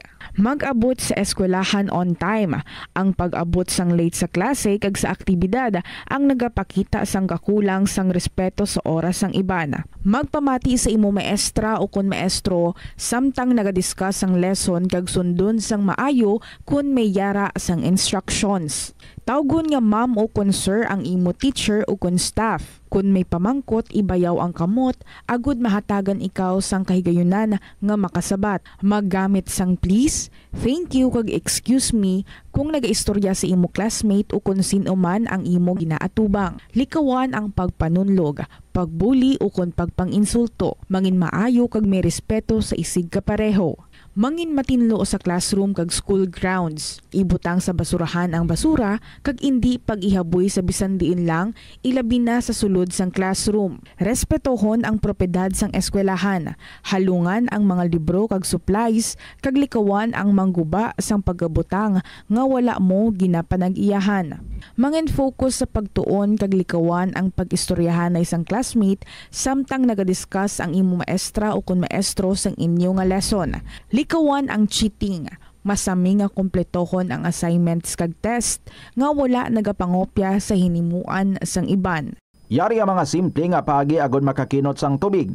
Magpamunyag lang sang tanom kon ginakinahanglan kag nagakadapat. Magtala na sang adlaw kag oras ang pagpamunyag sa mga tanom kag sundon ini. Bunyagan sa makaisa lang ang mga tanom sa sinang adlaw. Antes maglas 9 sa aga ang mas nagakabagay nga oras sa pagpamunyag agod nga mas makapanalupsop ini sa mga gamot kag mangin available sa bilog nga adlaw. Mas nanamian bala ikaw magtuon sa balay ipaanggid sa eskwelahan nga madamo ang tawo? Isa ka panugyan para epektibo ang pagtuon sa balay, amo ang pagpangita sa designated area agud nga matiniran kung ikaw nagasulat, nagabasa o kung nag-review. Pwede man nga lamesa sa kusina o kung sa desk sa gawa sang inyo nga balay, pero hindi gid maghigda sa imo nga katre samtang nagatuon. Ini bagod nagakatemptar gid ikaw nga magpiyong-piyong, tubtub nga dalayon na ikaw nga matulugan. Siguraduha man nga malimpyo kag organisado ang lugar nga imo ginatun-an. Ini nga pahanumdom ang ginadulong sa imo sang the #1 and most trusted radio network in the country, Bombo Radio Philippines. Basta Radio Bombo! Umpisa sang pandemya nangin mas conscious na ang mga tao sa personal hygiene bilang kabahina sang COVID-19 prevention. Apang magluwas sa COVID-19, madamo pa sang iban nga germs kag virus ang kinahanglan likawan agud indi mag-angkon sang sakit. Yari mga proper hygiene practices nga dapat muhimuon agud maligawan ang nagkalailain nga sahay sa balatian.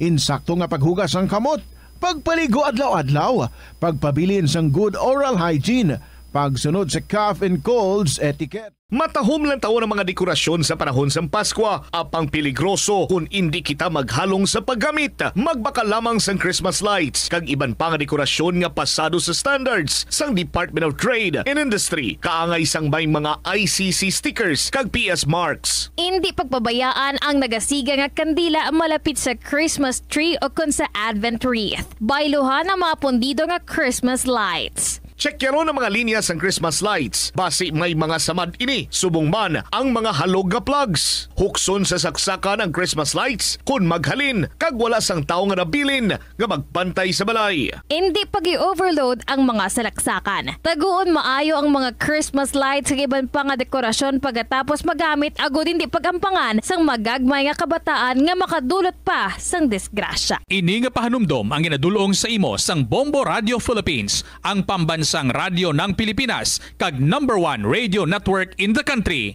Basta Radio Bombo! Ang pinakaunang international bank sa luwasang Manila ginbuksan sa Iloilo sadtong 1883. Ini amo ang Hong Kong and Shanghai Banking Corporation o kun HSBC. Tuig 1875 sang una nagbukas ang branch sa bangko sa Binondo, Manila. Kag April 2, 1883 sang nabuksan ang una nga sangay sini sa Iloilo. Una nga nagtanyag ang bangko sa mga financial services nga nagpasanyog pa sa industriya sang kalamay sa pungsod. Kag sang ulihin nag-finance man ini sa pagtukod sa mga railways. Naghatag man ini sang ayuda sa mga negosyante nga Ilonggo nga sulod sa import kag export industry. Kon kaisa, bangod sa imo nga kaakig, stress kag disappointment sa kabuhi, nagadesisyon kamo nga wala ninyo ginapalibugan kag ginapadalman. Gani likawi nga maghimo sang desisyon kon ikaw ang akig. Hatagi sang oras ang imong kaugalingon, bangod ang imong first idea ang hindi mo man kon kaisa makabig nga best idea. Makabulig man nga magpangayo sang perspektibo sa ibang nga tawo, ilabi na kon siya ang nagapangatubang man sang kaangay nga sitwasyon sa ilang nga kabuhi. Kun ang desisyon nga imo ginhimo ang wala nangin madalagon, hindi napagbasulon ang galingon. Naga-subscribe bala ikaw sa mga serbisyo nga wala mo man ginagamit. Halimbawa, ang balayran mo na bala para nga makalantaw ikaw sang movies, pero sa tuod lang, wala naman ikaw tiyempo nga maglantaw sini. Hapos lang lipatan ang bulanan nga mga subscription sa streaming services kag mobile apps kag wala ka lang nakadipara ma-charge na ini sa imo nga bank account bisan nga wala mo man regular nga ginagamit. I-review gid ang imo nga ginagastuhan sa mga charges kaangay sini kag ikonsiderar man ang pagkanselar sa mga hindi kinahanglanon nga mga subscription agod nga mas magamit mo ang imo kwarta sa mas kinahanglanon nga mga butang. Ini nga pahanumdom ang ginadulong sa imo sang the #1 and most trusted radio network in the country, Bombo Radio Philippines. Basta Radio Bombo! Yari ang mga household level fire safety measures nga dapat tandaan agud makalikaw sa sunog sa balay. Hindi magbutang o kung magtipon sang flammable substance o kung chemical nga makatugas ang sunog sa kusina o kung sa sulod sang balay. Ipalayo man sa mga kabataan ang pospro kag lighters. Patya ang kalayo kag baga matapos ang pagluto sa kusina. Yung oras next story is from Lola Alparing. Dear Tita Regine,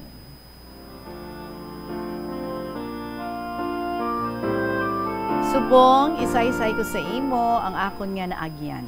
Nga mga kabudlayan, mga pag-antos, luha, kag sakripisyo, hasta makatapos ako sa akon nga pagtuon. Kung hindi lang ko malipat, no? Base ang iba, nasugid ko na sa imo. Pero, kung kaisa nag-aabot man, no, ang akon nga pagkamalipaton. But anyway, Tita hasta subong, nagabalik-balik pa sa akon kaisipan ang sobra-sobra nga akon nga naagyan sa itong 2 years course ko sa kolehiyo. Isipin mo tita ha, permiluha ang nagailig sa akon mata. Ang magpangayo sa akon plete, pakadto sa school sadto. Abi mo tita, ginatagaan ko gid sang tiyempo nga magpangayo sa akon pamasahe. 1 hour before, nagapangayo na ako sadto. Kay kung kaisa, wala dayon ako pagtagai. Di permi ako late sa 7 o'clock nga time ko. Kada pangayo ko, nagatubod ang luha ko. Kag siling sa magulang ko nga, ano mo ko, tatay? Nga nagaluha ang mga mata mo? Tita, hipos lang ko. Pahiran ko ang akon mata. Pulbusan, kag maglakat dayon. Ang masunod nga ako nga naagyan sadto. Amo nga isa lang ang sapatos ko nga puti, kag may lubot pa nga daw sa lapi ang lubot. Tingin natakpan ko lang sang karton sa sulod. Kag from time to time, ginailisan kung mabasa na. Wala kami sadto sang uniform, kundi civilian clothes lang. Ang akon bayo, 4 lang. Kag kung kaisa, ubala-balang, ang isang muskitero pa sang Amerikano. Tuod.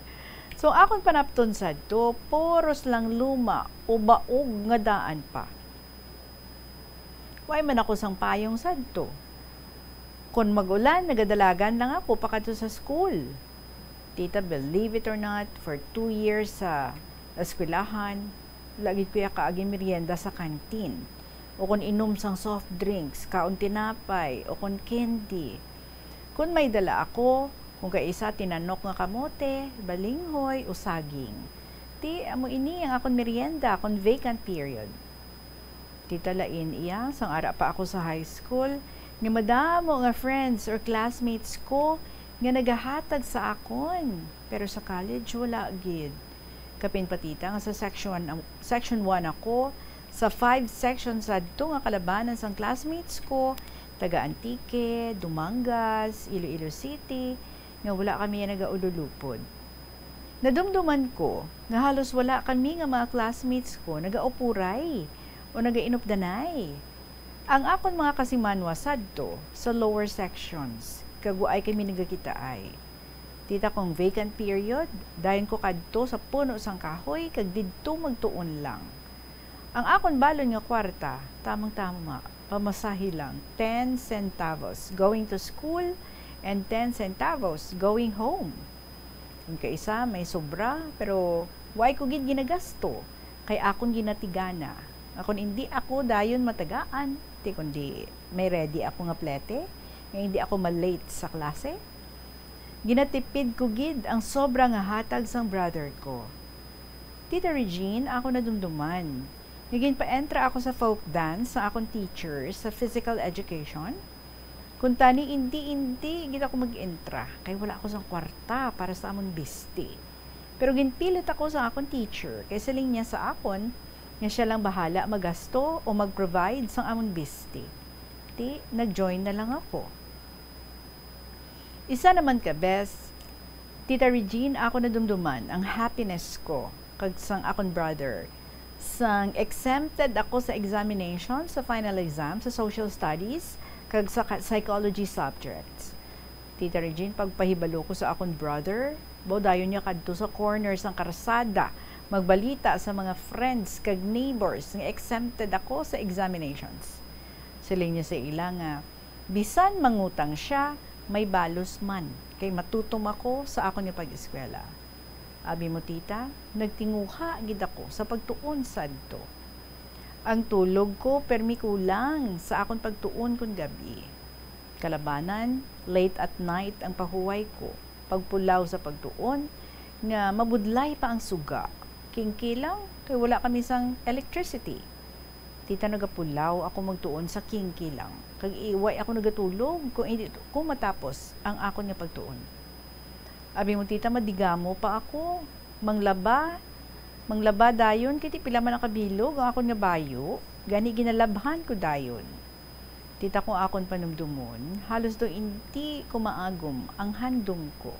Pero sa kaluoy sang aton nga Ginoong Hesus, sa akon pag-antos, luha, sacrifices, sa akon nga pag-eskwela sang una, ginkaluyan, kag sang ulihi, nalabuot ko man ang kahilwayan, kag success.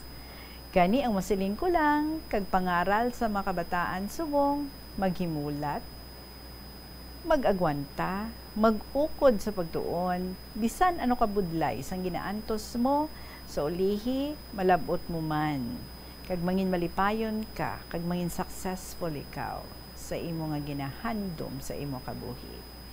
Kaangay ko, tuon lang nga tuon nga wala nagabarkada, way naganobyo-nobyo, kag wala nagaligoy-ligoy. Pag may hirap, may ginhawa. So salamat sa inyong tanan. This is my time, life, and experiences. Tani may leksyon man kamo nga nakuha. Love and kisses and prayers to all. Lola Amparing. And P.S. Tita Regine. May nadumduman pa ako nga isugid sa imo. Medyo nalipat lang ako, no? Nadumduman ko nga permi ako ginasunlog sa mga classmates ko nga mga lalaki, nga mga antikenyo. Siling nila nga siguro, ginapanamkunan ako sa music teacher namon. Kaya bala mo nagapanamkun siya. Di bala mo tita, sadto, malaba nga curly hair ako. Hasta sa akon balikawang. Kag wala ako naga-lipstick. Pamulbos lang, simple lang. Kada music period namon sadto, permi ako ginatukso. Bisan mag new lesson namon, dako man gani akon pagkatingala, kay permi ako ginatukso. Ginapakanta, kag kun mag-test, ara man ang teacher ko sa akon nga tupad. Mahusay man, Tita Regine, mag-teach, pero tama ka istrikto. Kag manubo, maghatag sang grades. Abi mo tita, ang highest grade sa finals, 79. Kag ang akon sadto, 78. Di kundi siling sang MC nga Dean sang College of Education, and I quote, "This is the only graduates of this school nga wala asang may honor." Di ano abi tita, kaya ang lowest grade nga makuha ay 85% up. Amo na gani, nga wala kami honor sadto. Ang amon teacher sa music sadto, naga-teach sa West Visayas State University, kag naga-part-time lang sa CPC. Tita manami man magtudlo, ugali sobra-sobra ang pagka-istrikta, kag bagit man maghatag sa grades. Tita, abi mo kada gabi, music, kag psychology subjects ang ginatutukan ko sa pagtuon. Tita, basik po, kapoy Canada sa pagbasa sa malawi ko nga sulat. Lastly, may taus-pusong pasasalamat sa pagbasa mo, kag regards man sa tanan ng mga listeners, mga letter senders. I love you all. May God bless us all. From Lola Amparing with matching tula. Alright. Kung akon madumduman, ilo kong kahimtangan, halos daw malitik ang akong dughan, mga luha nagailig lamang ang kalipay ang kalipay makuha sang dayon. Pagatipan, pagpalangga, daw aso lamang. Hindi na mapabalik hasta san uman. Ganit tipigan, isulod sa aton dughan ang hamili nga pamatasan. Masubo ang kahimtangan, kung madula ang aton ginikanan. Makuha ang pagpalangga kag pagatipan, gani hipigan nga hindi madula. Ang mga kabataan sa panahon subong kalabanan, binutig ang pamatasan. Wala, hindi masaway sang ginikanan, wala na sang maayo nga maabutan. Sa subong nga panahon, madamo ang di maayo nga nagakalatabo. Sa permi cellphone ang ginaiyatan, ang matabo, busong nagali, ang butigon nga anak. Ang hindi ko gin malipatan, ang may inantuson, pagtaha sa mga nakakatanda, ang banggad bilin sa mga ginikanan, akon gid ginatipigan kag ginatuman. Gani sa akon pagtuman sa mga ginikanan, ako naging malipayon hasta subong. Kamo nga mga kabataan sa subong, patihon, palanggaon ang ginikanan. Sa liwat, this is Lola Amparing, Tuntani, may leksyon kamo nga nakuha. Salamat. Lola Amparing, thank you also sa imo nga mga non-stop letters nga ginapadala diri sa kahapon lamang program. Ako lang yung ang may utang sa kay Lola Amparing. But anyway, I am sure this afternoon nakasmile naman siya. Good health ha, Lola Amparing. Salamat gid mga kabombo, inyo man yung mga istorya dira. Share nyo man. Paki-email sa bombo_iloilo@bomboradio.info. Kag pwede nga isulat and then ipadala sa kahapon lamang program DYFM, Bombo Radio Iloilo, Sky City Tower, Maple Street, Iloilo City. Again, attention sa ating winner to be interviewed this coming Saturday, Chief Cook of Cabatuan. Please be here sa Estasyon San Bombo bago mag alas 2 sa Sabado and pa-Xerox ka na sa iyong mga ID 2 copies. Balikay kita boss, madaming salamat sa inyo mga kabombo. Magasunod na ang inyo nga ginalook forward gid nga mga dramas in the afternoon, Tuyang Ermitania, Provincial Jail, kag ang Dear Diary. Mabalik ako boss para sa KLP. Madaming salamat sa inyo tanan sa gihapon ininyo alagad. Si Tita Regine. Good afternoon and God bless.